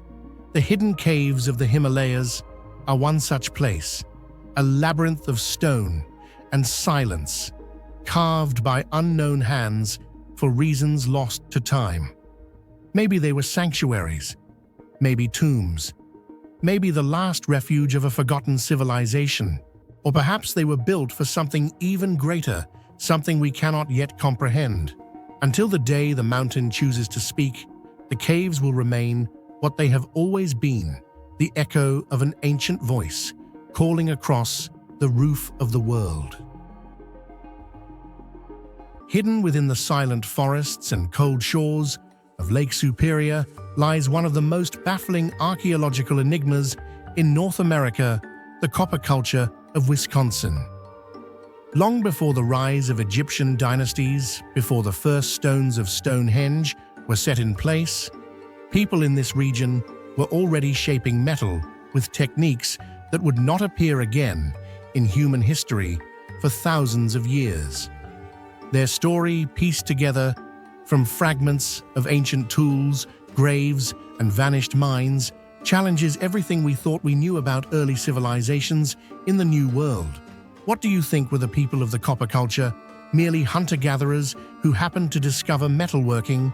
Or could they be the last remnants of a lost civilization with metallurgical knowledge far ahead of their time? Share your thoughts in the comments below. Archaeologists estimate that the copper culture thrived between 4000 and 1000 BCE, deep in the archaic period of North America. This means that while most human societies across the continent still depended entirely on stone bone and wood, the people of Wisconsin were already using pure, metallic copper mined, shaped and refined with skill and purpose. They were not farmers, not city builders. Yet they achieved one of the earliest known technological revolutions on the American continent. Their territory stretched along the shores of Lake Superior across what is now Wisconsin, Michigan, and Minnesota. In this rugged land of cold rivers and dense pine forests, they established a network of settlements and trading routes connected by the common thread of a single, precious metal copper. The region's upper peninsula is dotted with ancient mining pits, tens of thousands of them. Many are small, shallow depressions, but others reach several meters deep, lined with discarded stone hammers, wooden levers, and heaps of broken ore. Early European explorers were astonished when they realized these were not natural formations, but prehistoric mines dating back more than 6 millennia. It is estimated that over the centuries, nearly 500,000 tons of native copper were extracted from these mines. Yet, here lies the first mystery. Where did all that copper go? The number of copper artifacts found in Wisconsin and surrounding states is surprisingly small. The tools, weapons, and ornaments we have recovered could account for only a tiny fraction of the total copper mined. Some believe that the majority was lost, eroded, buried, or reused. Others more daringly propose that this copper was traded across oceans, perhaps reaching Europe or the Near East long before Columbus ever dreamed of sailing west. At the heart of this culture's legacy are the objects themselves: finely crafted knives, spear points, fish hooks, and decorative pendants made entirely of pure copper. Unlike later civilizations that smelted ores, these people used native copper found in nearly pure metallic form. Yet the brilliance lies not in their material, but in their method. They practiced cold hammering, striking the copper directly with stone hammers, slowly shaping it into the desired form. Modern metallurgists have tested this method and discovered that pure copper hardens as it is hammered, but becomes brittle if overworked. The copper culture craftspeople somehow understood the limits of metal fatigue. They would hammer, then heat the object gently in a fire, a primitive yet effective form of annealing, and resume hammering once it had softened again. This repeated cycle of hammering and heating made their tools both strong and flexible. To achieve this level of control without furnaces, measuring instruments, or scientific theory is nothing short of genius. It is as if they possessed an intuitive understanding of atomic structure thousands of years before such knowledge existed. This is where the copper culture becomes truly astonishing. While contemporary societies in Mesopotamia or Egypt were still transitioning from stone to bronze, the people of Wisconsin had already mastered the physical transformation of metal. Yet they never developed smelting; they didn't need to. Nature had gifted them with native copper, ready to be shaped. But even without furnaces, their craftsmanship suggests a systematic knowledge of metallurgy. Studies under microscopes reveal that their tools were annealed and hardened multiple times, showing deliberate control of microstructure. They also shaped copper sheets, rolled wires, and possibly riveted small plates, techniques that would not reappear until thousands of years later in other parts of the world. In some cases, the surface of the artifacts appears polished and uniform, indicating a process of finishing that might have involved sand or animal fat, a level of refinement far beyond simple utility. This wasn't crude experimentation, it was engineering. The precision raises the question: how did hunter-gatherers discover such methods? Was it pure trial and error, or knowledge inherited from an older, lost culture? Some researchers argue that their skill was the result of centuries of observation, people learning by practice, passing the secrets from generation to generation. Others less conventional suspect that the copper culture may have had contact with distant peoples who shared their techniques, perhaps seafarers who reached the Great Lakes through forgotten routes. Either way, the truth remains hidden beneath the soil and time. What we know is these ancient metallurgists achieved something that would not be equaled in North America until European contact over 5,000 years later. In 1952, archaeologists made a haunting discovery near Oconto, Wisconsin, a burial site containing dozens of individuals interred with copper tools, beads, and ornaments. This copper culture state park site remains one of the oldest known cemeteries in North America. The graves were carefully arranged. Some bodies were wrapped in animal hides, others were buried with weapons, suggesting beliefs about the afterlife and spiritual journey. The presence of finely crafted items implies that the people who wielded copper were not just craftsmen, but spiritual figures, perhaps shamans or tribal leaders. The copper itself, gleaming and untarnished even after millennia, must have symbolized power, purity, or divine energy. Copper artifacts from Wisconsin have been found as far as 1,500 kilometers away in places like Ohio, Iowa, and even the southern United States. This suggests that the copper culture maintained a vast trading system, exchanging metal for flint shells or food. The Great Lakes may have served as natural highways connecting distant tribes across the continent. This long-distance trade reveals another dimension of sophistication, economic organization, social hierarchy, and communication networks that predate written language in the Americas. By around 1000 BCE, the great copper artisans of the North disappeared. Their mines fell silent, their tools grew rarer, and the knowledge of their craft faded into myth. Later groups known as the Old Copper Complex used copper less skillfully, suggesting that the original metallurgical tradition had been lost. Why? Perhaps climate change altered the landscape, perhaps trade collapsed, or perhaps the knowledge bearers themselves were wiped out by disease or migration. Whatever the cause, the silence that followed is one of history's cruelest ironies. A civilization that pioneered metal technology simply vanished, leaving behind no cities, no writing, only artifacts that refused to rust or reveal their secrets. For over a century, some researchers have speculated that the missing copper from Lake Superior might have fueled the Bronze Age in Europe. The chemical composition of the metal, its isotopic fingerprint, shows similarities to copper found in ancient Mediterranean artifacts. Could Phoenician or Minoan traders have reached the Americas in prehistoric times? Mainstream archaeologists reject the idea as improbable, citing lack of direct evidence. Yet the coincidence remains haunting. While the Old World suddenly exploded with bronze production around 3000 BCE, the New World was quietly mining and shaping pure copper on a massive scale. The copper culture stands as ancient proof of the timeless intelligence of early Americans. Though their names are lost, their tools still gleam behind museum glass, a reminder that they once understood fire hammer and the very soul of metal. Long before empires and kings, they were the first metalworkers of America. Among the windswept plains and gas-bleeding hills of the Absheron Peninsula, flames have danced upon the earth for thousands of years. These are no ordinary fires, they rise from the very soil of Azerbaijan, burning endlessly without fuel or spark.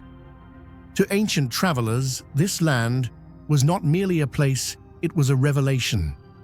It was here, at the crossroads between Persia, India, and the Caucasus, that one of humanity's oldest mysteries took form: the fire temples of Azerbaijan. What do you think Who do you believe first worshipped these eternal flames? Share your thoughts and theories in the comments below. Long before the modern city of Baku emerged, nomads and merchants spoke in awe of mountains that breathed fire and valleys that glowed at night. They called this land Aturpatakan, the land of the sacred flame. The most famous of its sanctuaries, Ateşgah, still stands today, a pentagonal stone complex with a central altar that once blazed ceaselessly, fed by invisible veins of natural gas. The word Ateşgah itself means home of fire in Persian, and for centuries it served as a spiritual lighthouse to pilgrims from far and wide. What makes these temples so mysterious is not just their age or their beauty, but their origins. Every culture that passed through this region seemed to recognize the sanctity of fire, yet none can truly claim to have been the first. The architecture of Ateşgah bears marks of several civilizations. Its pointed arches resemble Persian designs, while its carved inscriptions include both Sanskrit and Gurmukhi languages of ancient India. The combination is so unusual that archaeologists still debate whether the temple was originally Zoroastrian Hindu or even a synthesis of multiple faiths that converged upon the same sacred flame. To the followers of Zoroastrianism, fire was the purest expression of creation, an eternal witness to truth. They believed that Ahura Mazda, the supreme deity, dwelled within the flame's light. To the Hindus, fire, Agni, was the divine messenger carrying human prayers to the heavens. Both faiths revered light as the bridge between the material and the spiritual. So when merchants from India began trading along the Silk Road, it was natural that they were drawn to these eternal fires on the Caspian coast. Many records describe groups of Hindu and Sikh pilgrims who journeyed across deserts to light lamps in the Azerbaijani temples, convinced that this was a place where their gods had once walked. Yet the further researchers dig, the more elusive the truth becomes. Beneath the stone floors of Ateşgah lie older foundations, rougher, deeper, and built in a style that predates the 17th century structure by perhaps 1,000 years. Were these remnants of an earlier Zoroastrian shrine, or do they belong to an even older forgotten culture that first discovered the Earth's flaming breath? There are no inscriptions to tell us, only scorched rocks, layers of soot, and the whispers of ancient travelers remain. The land itself adds to the mystery. The entire region sits atop one of the world's richest natural gas fields. In places like Yanardağ, the burning mountain flames still erupt spontaneously from the ground, sometimes stretching a meter high and burning day and night without ceasing. Imagine what such a phenomenon must have meant to early humans before chemistry, before science. To see the soil itself alive with fire must have seemed like standing before the gods. Some scholars believe that it was this land, not Persia, that first inspired the ancient worship of fire, and that Zoroastrianism may have originated here, later spreading southward into Iran. Others argue the opposite, that Zoroastrians fleeing persecution in Persia came northward and rebuilt their shrines in the safe, gas-rich lands of Azerbaijan. The truth may be somewhere between.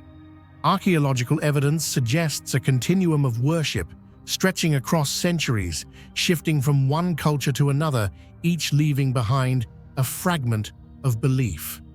The same fire that one generation saw as divine might have been seen by another as a natural marvel or a portal to unseen realms. Inside the Ateşgah complex, walls are carved with symbols, triangular flames, circles without end, stylized suns, and beneath them, inscriptions written in languages that do not belong together. Some lines of Sanskrit invoke Agni, the fire god. Others appear to be Zoroastrian prayers to Ahura Mazda. Still others remain undeciphered, possibly written in a lost dialect of the Caucasus. To this day, scholars cannot fully agree on how to read them. The idea that a single site could merge multiple religious systems was once unthinkable. Now it stands as a silent witness to a time when faiths overlapped and when light itself was the common language of humankind. But one question continues to overshadow all others who lit the first flame. Every culture has claimed it in turn. The Persians say their magi brought the sacred fire northward to purify the earth. Indian records suggest that merchants from Gujarat built the altar to honor their god Agni. Yet local Azerbaijani legends tell of something far older, of shepherds who saw the earth catch fire and believed the spirit of the mountain had awoken. According to one oral tale, the first worshippers were not priests or scholars, but simple people who built a ring of stones around the fire to protect it from the wind. Over generations, that ring grew into a temple. What if this was true? What if, long before Zoroaster, long before written history, people here already knelt before natural fire as the embodiment of life itself? This idea transforms the fire temples from religious monuments into echoes of prehistoric awe preserved across millennia. The first humans to settle the Caspian shores may have seen these spontaneous blazes and felt both terror and fascination, emotions that eventually solidified into ritual.